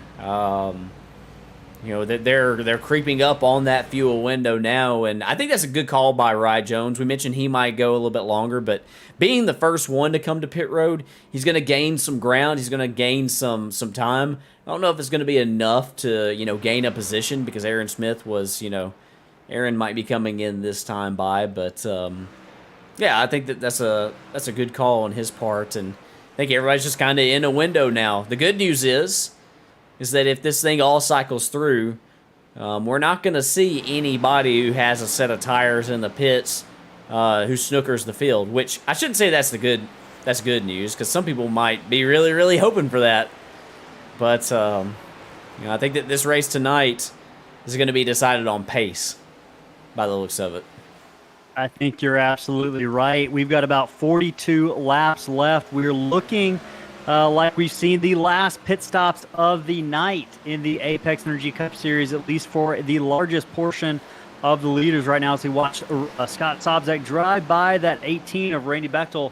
That is to get back on the lead lap right now. Randy Bechtel is scored as your leader. He has not made his final pit stop of the evening. We're going to see how long he's going to extend this, Chris. He was one of the cars that pitted later on in the stretch in that last run. We're going to see if he's going to try to do the same thing. But again, we mentioned kind of the limited benefits of that being so far behind, losing so much time running Oh, around on Aaron. these older tires. Yeah.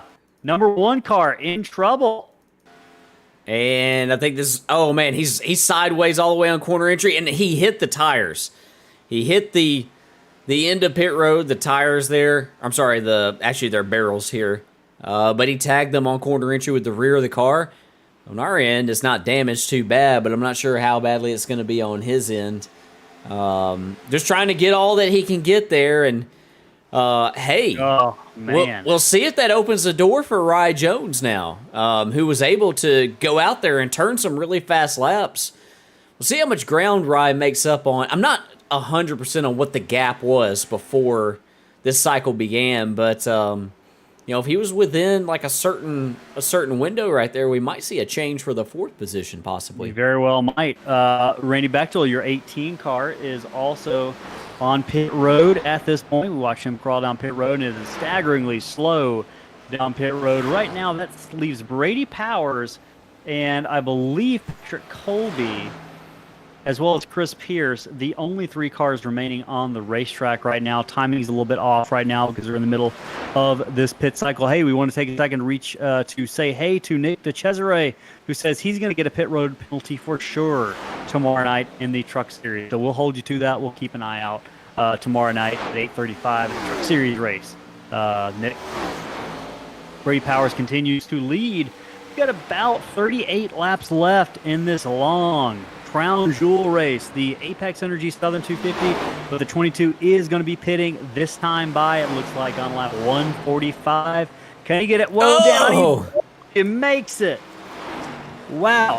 Whew. Held our breath there for a second, but that 22 does what it takes to get down pit road, and that will hand the lead back over to Scott Sobczak, and I know he's got a whole crew of fans in the chat right now. We look like we got some Patrick Colby fans in the chat as well reaching out. We appreciate everyone who's participating in the chat. Let us know who you're rooting for tonight in this Apex Energy Cup Series race. But right now, Scott Sobczak looking like he's got this thing all but sewn up if he continues to run the pace that he's been running all night. Chris, this is kind of the race we've been looking to see from Scott all season long. We've seen him win so many poles. We've seen him lead so many first stints of the race, but what we haven't seen from Scott in the Apex Energy Cup Series is closing the deal. And right now, he's about 36 laps from closing the deal to earn his first victory in the Apex Energy Cup Series. That would be a well-deserved one. But talk to us just about how difficult it is to see a race through to completion, especially ones that are, these long, an hour to an hour and a half. What can go wrong for viewers who are watching who might just not know?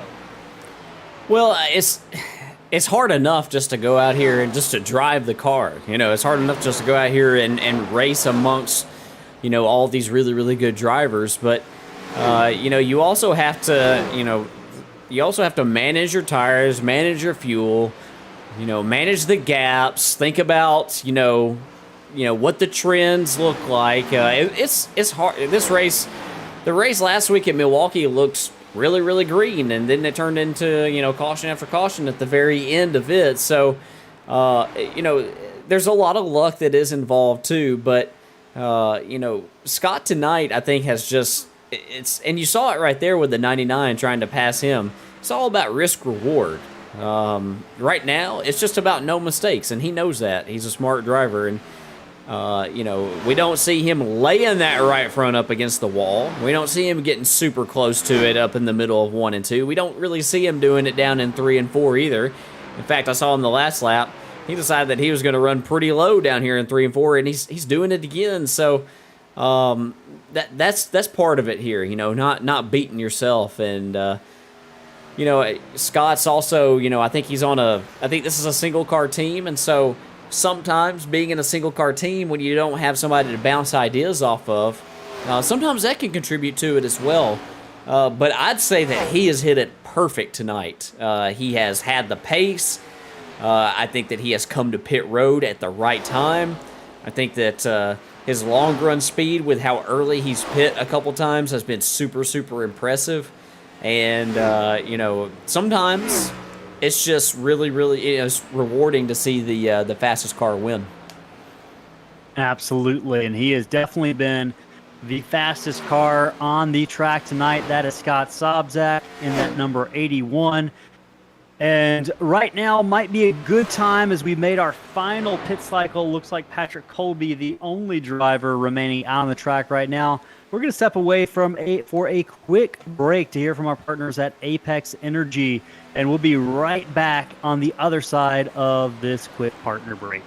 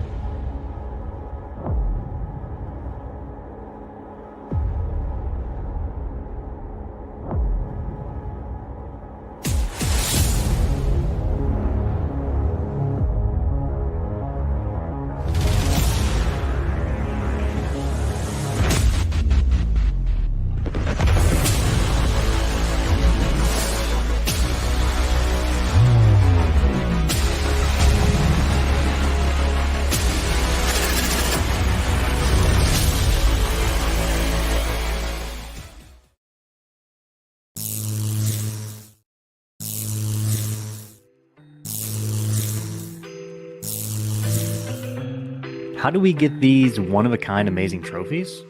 Well, we were fortunate to find UD Awards when we started our league. We reached out and we connected with Christopher, and we got started designing these one-of-a-kind works of art.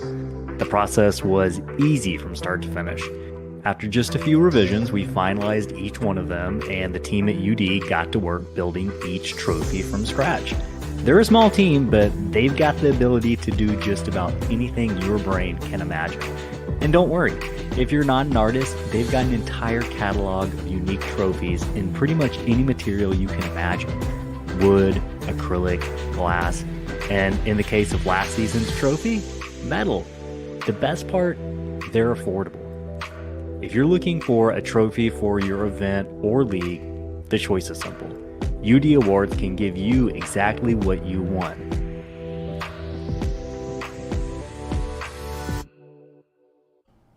Are you looking for high-quality, affordable sim racing paint schemes and graphics? Then look no further than Evan at Evan Pienta Designs. Driven by speed, Evan Pienta Designs offers a multitude of sim racing graphics from liveries to social media graphics to team and series logos. To see some of the work done by Evan, or even race one of the public liveries he's made, head on over to tradingpaints.com and search Evan Pienta.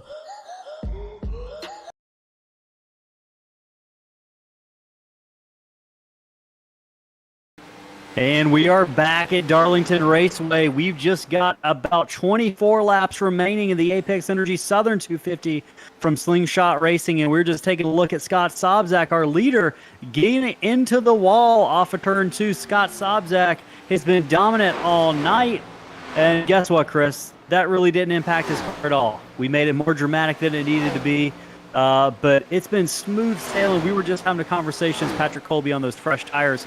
Looks to make a move underneath our leader, Scott Sobczak, who's going to easily, gentlemanly let him by.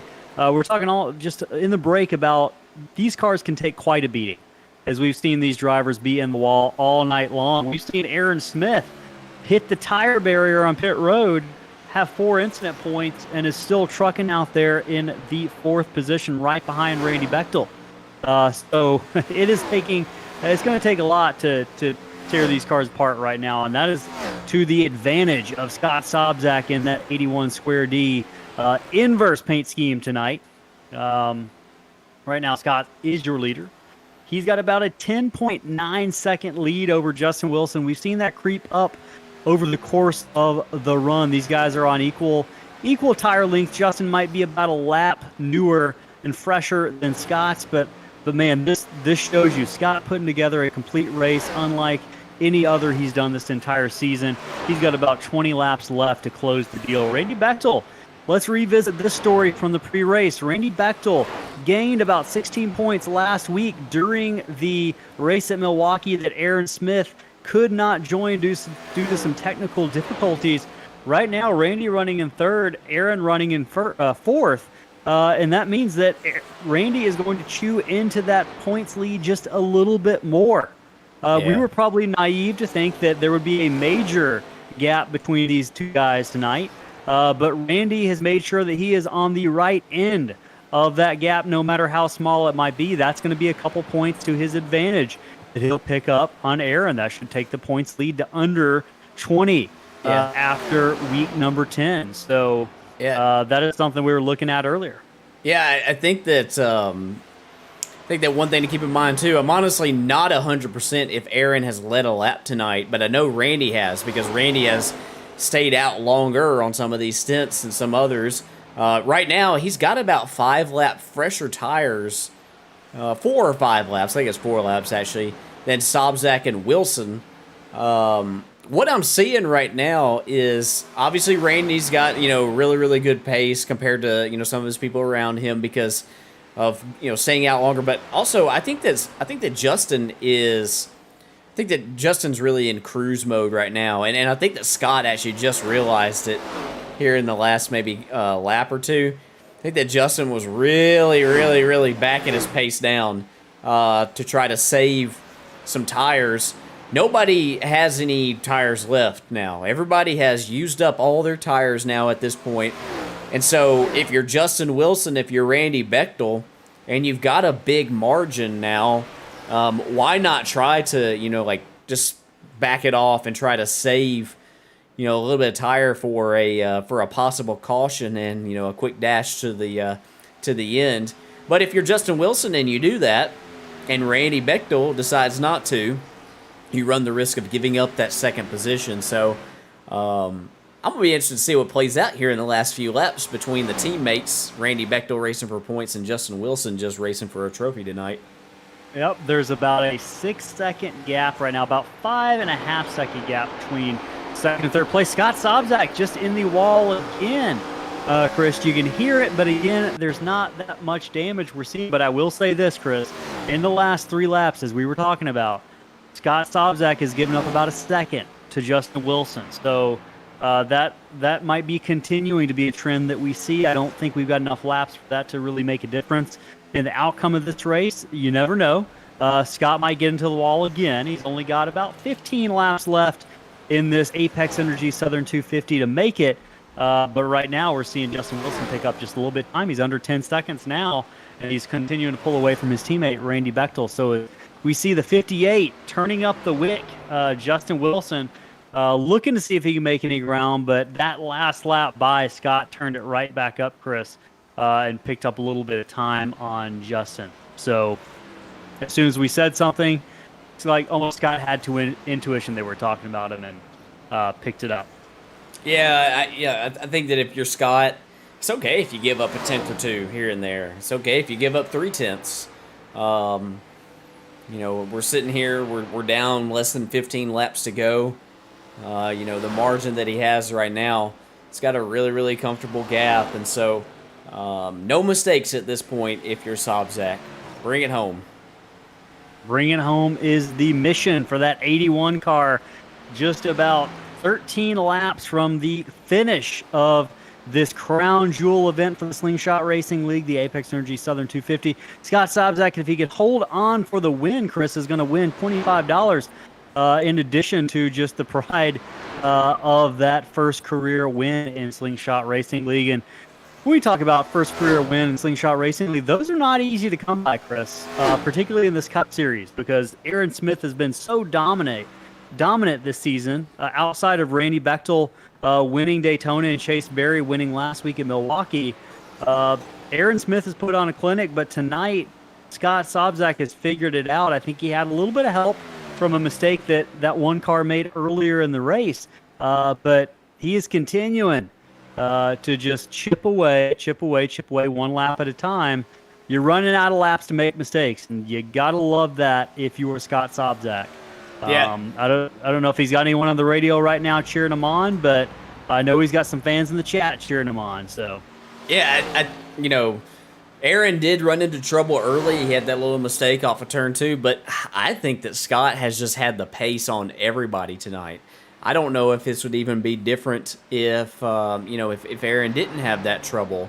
I would have loved to have seen that race play out. I really would have, but Scott's he's had really, really, really good long run speed tonight, especially with coming to pit road early, and I got a front row seat to how good Scott was at Indy when he won the Truck Series, our Truck Series race there.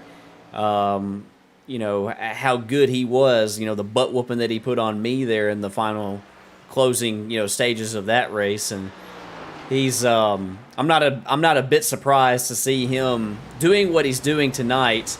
The only thing I'm surprised about is how long it's taken this season to get a victory. And, I'm sure he's really counting down these laps here as we come to just 10 to go now.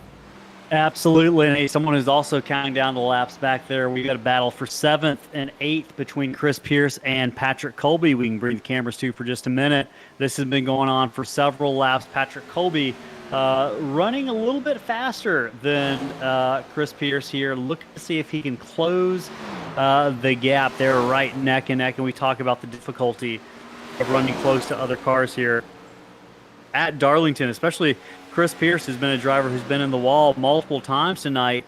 You got to be aware of that if you're Patrick Colby, as we see Chris Pierce gap that number 9 Quality Care car just a little bit. So maybe that battle is thinning out as we inch towards the finish line with only about 8 laps left to go. That is the battle for 7th and 8th. We've also got Colby in the wall. Pierce in the wall. They're both in the wall. Yeah, multiple cars in the wall. Lee Campbell was also in the wall that time. There's oil on the track. Cars, right? And I think, I'm seeing if I can go back and look. I think that's what set these, actually, no. It wasn't what set these cars. Justin Wilson about got into Lee Campbell that time. Chris Pierce again in the wall. And again, it's over and over and over, these Darlington stripes. Can't stress enough how difficult it is to stay out of the wall at this track, as we see Pierce stretch out that lead even more now on Patrick Colby. With only about 6 laps left, Ry Jones having a good run tonight, Chris. We talked about some of the difficulties he had last week at Milwaukee, not able to close the deal on a win, and having some maybe contact, unfortunate contact he would have liked to have avoided last week. He got into a bit of an incident with Chris Pierce earlier in the evening, but it was really neither driver's fault, and both of those guys have continued going. Ry Jones ending up on the better end of that one, running in the 5th position. I'm sure by the end of the night he's going to be okay with a top 5 finish. Yeah, I'd say so, and it's a nice recovery after last week. The disappointment there. It looked like he was sitting in a really good spot before that caution came out. He's sitting in a really, really good, I think he played the strategy really well last week. So as he's a little bit sideways right here in 3 and 4, as Sobczak is getting a little bit closer to put Ry a lap down. I'm not sure if he's going to get there before the end of this thing, because I think that Scott might be in cruise mode now. Yeah, I think you're absolutely right. But one interesting dynamic of this is Ry Jones is a teammate of Justin Wilson and Randy Bechtel. I don't think we would see any sort of contact or any sort of strategic maneuvering like that. But it is interesting to consider. You always got to consider any lap car, but especially a lap car that belongs to the same team, driven by the 2nd and 3rd place drivers. Right now, however, Justin Wilson continues in the wall a little bit that time in 2nd place, continues to kind of just stay steady, about 10 to 10.3 seconds behind Scott Sobczak, with just about 3 laps left in this race from the Slingshot Racing League. Scott Sobczak in 1st, Justin Wilson in 2nd, Randy Bechtel having a great night in 3rd. Aaron Smith in 4th. Rye Jones, as we just mentioned, in 5th. Brady Powers in 6th. Chris Pierce, long night for Chris. He's in 7th. Best part of waking up tomorrow is Darlington will be in his rearview mirror. Little Folgers joke there for you. Patrick Colby, again, kind of just content riding in 8th. Lee Campbell, we saw him get into the wall just about 5 laps ago, but he's gathered it back up for another top 10 run tonight, just getting the job done. I think Rhett Tucker might have had some issues. We've seen him pull off the track right now. Chris Blasty rounding out the top 11. Andrew McGonigal 12th. Johnny Rapp 3rd. And meanwhile, all eyes on this guy as they have been all night. Absolutely. Lapping He is half going to away. be coming to the white flag this time by as he makes his way through the corner, but he is coming up on the 7th place car, or this 5th place car of Rye Jones. I'd imagine Jones is going to get out of the way here. Scott Sobczak going to take the white flag for the final lap of the Apex Energy Southern 250 from Slingshot Racing League. He is winding his way through turns 1 and 2. He cuts correctly, makes it onto the Boeing backstretch, almost gets into the wall. No harm, no foul, Chris. Scott Sobczak's Instagram handle, his social media handle is Scott Goes Fast, and that has been the story of the evening. Scott Sobczak has led from flag to flag, and he claims his first Apex Energy Cup Series win here at Darlington Raceway. Congratulations, Scott Sobczak.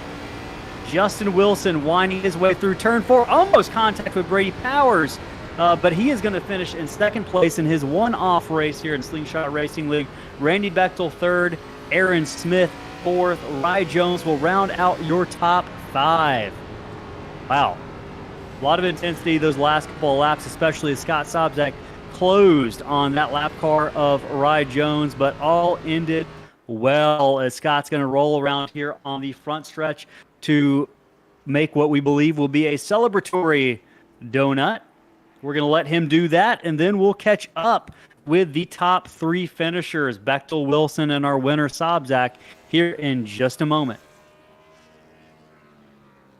As we mentioned, this is Scott Sobczak's very first Apex Energy Cup Series win. His 2nd career slingshot win after his Truck Series victory at Indianapolis. But for those who tune in every single week and those who race in this league and in this series, you'll know that this is a long time coming for Scott. A guy who has had speed every single week, has been impressive every single week. And tonight, he finally parked it in victory lane.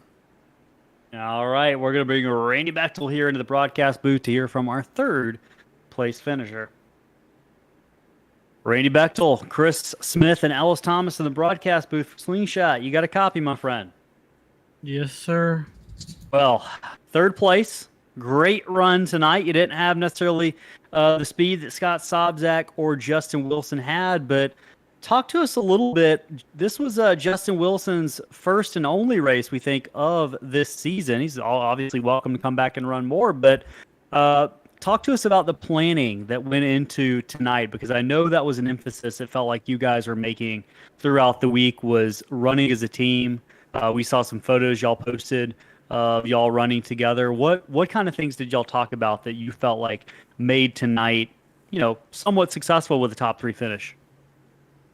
I'm just trying to figure out how deep you can drive into 3 and 1 now, mainly, and how much throttle to give it. There's as you guys know from past experience, it's a fine line here at Darlington. You go too hard, you're basically in the wall. And that's basically what we did with the practice and stuff, trying different things. What kind of advice does Justin Wilson give? How does having a teammate like that, and just a team in general, that you can run with throughout the week, what kind of benefits do you get from that?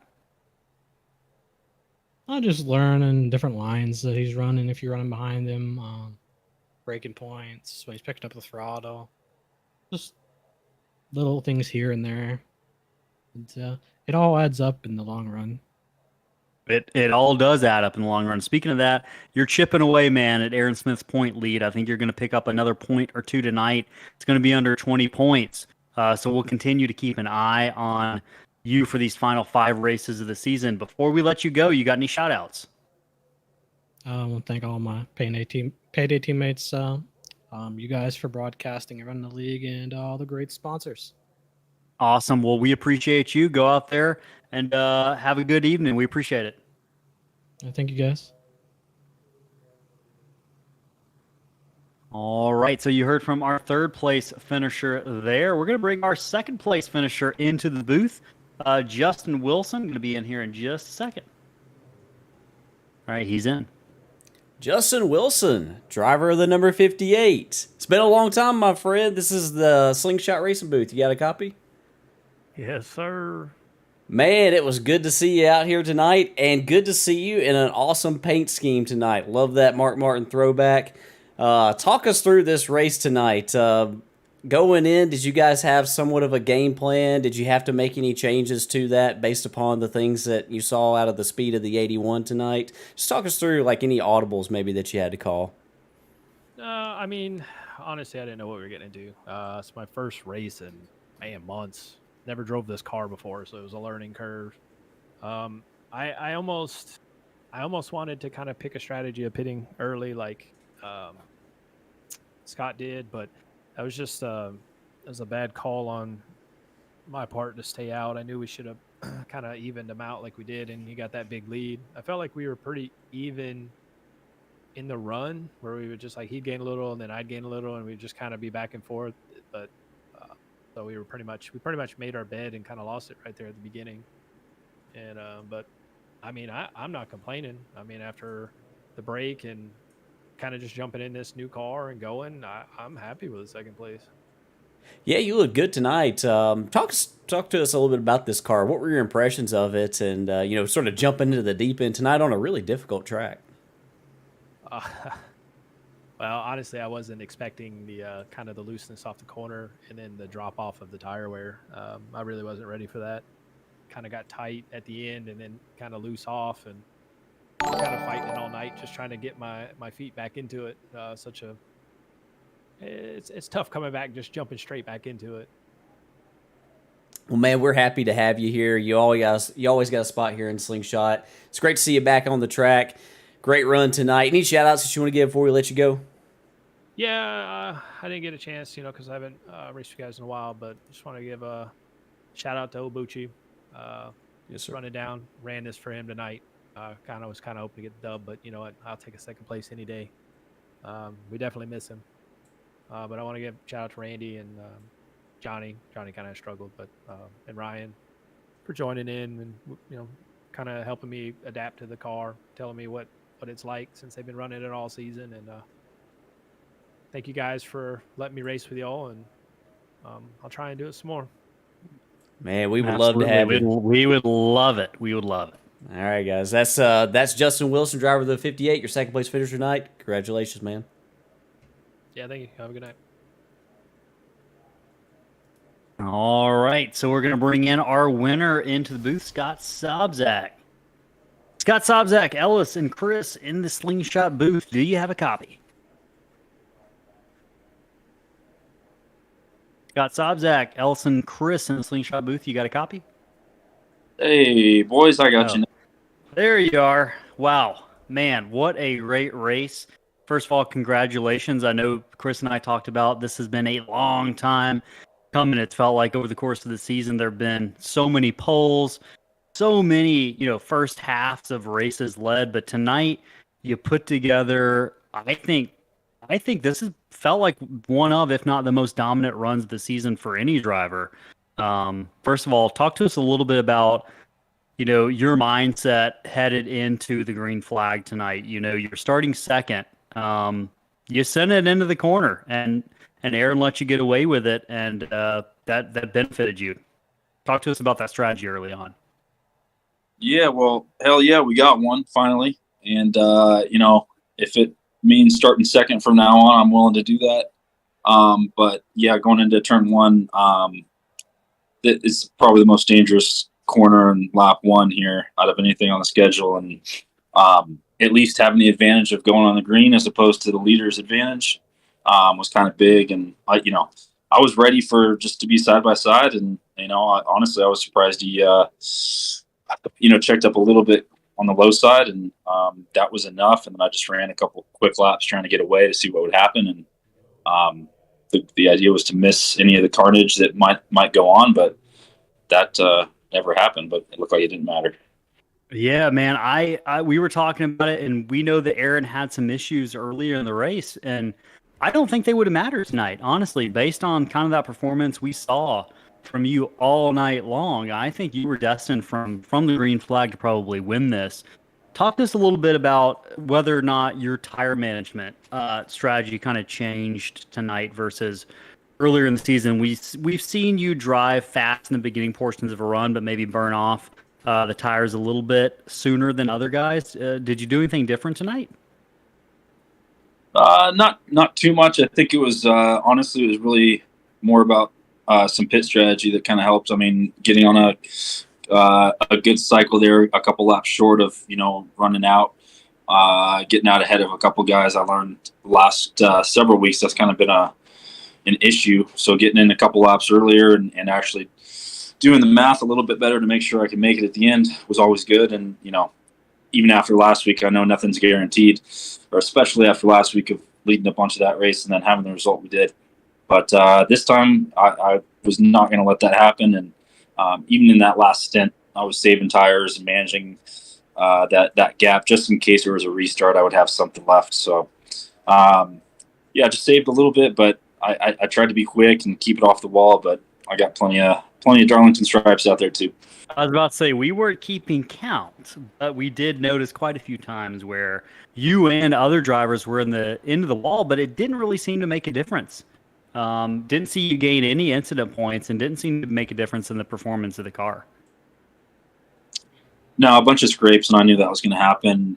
But the whole mindset there's with 183 laps, everything you can do to avoid some damage is what you got to do. So that worked, and I know that there's a couple of guys I think got into the wall, probably got some damage and set them back, and all I try to do is manage that gap. Absolutely. Well, you managed the gap perfectly tonight. Congratulations to you. Any last-minute shout-outs you want to give before we let you go celebrate? Yeah, I'll thank our sponsor, Pine Mountain Auto Supply. If you need auto parts, the gateway to Yosemite National Park, located in Big Oak Flat. All your auto parts needs. And I got to thank my wife, Alex, Mr. Figs, Remy. I'm sure they're watching. If Aunt Olivia is watching, shout out to her, and Auntie Alyssa, too. You've got quite the posse that follows you. You had a couple people, Monkey 81. I don't know if you know who that is, but they were shouting out to you throughout the whole race. So you got a good posse. Congratulations on that win tonight, and we'll look to see you back next week to continue that momentum. Have a good night, Scott. Appreciate it, and try to get another one tomorrow. Yep.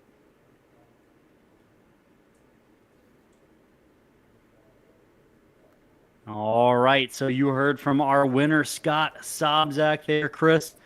Tonight, it was a long race. It was a grueling race. We saw a lot of drivers get into the wall. We saw our points leader, Aaron Smith, have some trouble on the opening laps. He had some trouble on pit road. He still fought his way back for a fourth place finish. But just to go through these results real quick, we saw Scott Sobczak up top, Justin Wilson second. His one-off race was Slingshot. Randy Bechtel third. Aaron Smith, as we mentioned, finished fourth. Ry Jones, great top five tonight. Brady Powers, we interviewed him at the beginning of the race in the pre-race. He said his number one strategy tonight was just to stay out of trouble. And for the most part, he kept a clean nose out there, brought home a sixth place finish in that 22 car. Chris Pierce, great seventh place finish despite getting into the wall quite a bit. Patrick Colby ran around seventh, eighth most of the night. Good job. Lee Campbell stayed out of trouble. I know he had a couple of incidents, one towards the end of the race. But another top 10 for Lee. He continues just to race the track and click away those laps. Rhett Tucker, we saw have some issues with his teammate, Andrew McGonigal. They ran into each other with about 70 laps to go. They finished 10th and 12th, respectively. Chris Blassie, great job tonight, finishing 11th. Johnny Rapp having some trouble early on in the race, parked it, I think, about 45 laps in, and Brayton Laster did not start the race. Chris, any takeaways that we want to mention before we shut this party down for tonight? Just a couple. This was a really, really good night for Randy Bechtel. We're used to, from what we've seen this season, Aaron Smith coming in, and he's obviously racked up a lot of wins. But the fact that the points are as close as they are at this point in the season really speaks to just how consistent Randy has been. He's kept himself in the game, even with Aaron racking up all these wins. And with what happened to Aaron last week with his technical issues, and then tonight, it was the only person that Randy's really racing in points who had more points than him tonight was Scott Sobczak. So this was almost maximum points night for him. I think that Randy actually led laps too, so there's a bonus points as well. This points race is not finished with yet, so that's one thing to keep an eye on. And Scott Sobczak, we mentioned it before. Scott picked up that Truck Series win earlier this season. We know how close he's been all season. It wasn't a matter of if, but when he was going to break into victory lane. And now that he has, I suspect that this isn't the last that we've seen of him in victory lane and Slingshot. No, I think you're absolutely right. I think once a driver gets hot, they continue to be hot. Scott Sobczak will look to carry on that momentum tomorrow night into the Apex Energy Truck Series race here at Darlington, where he's got a leg up on the rest of the field. He's been around for 183 laps tonight. We'll look to see him running up front tomorrow night. You can catch all that action live at 8:30 on the Slingshot Racing TV Twitch channel and YouTube channel, as well as on Facebook. Tune in, support our channel. Thanks tonight for all of our viewers who showed up, who participated in the chat. We will announce who we're giving away that diecast to. Actually, let's go ahead and do it now. We did a random drawing of the names who participated in the chat, and our winner tonight is Monkey81. Monkey81 is our winner of the 1/64th scale Justin Haley diecast tonight. We'll reach out to them. They can reach out to us as well to make sure we get that package to them here over the next week or so. So everyone, thanks for tuning in tonight. We'll see you tomorrow night, same time.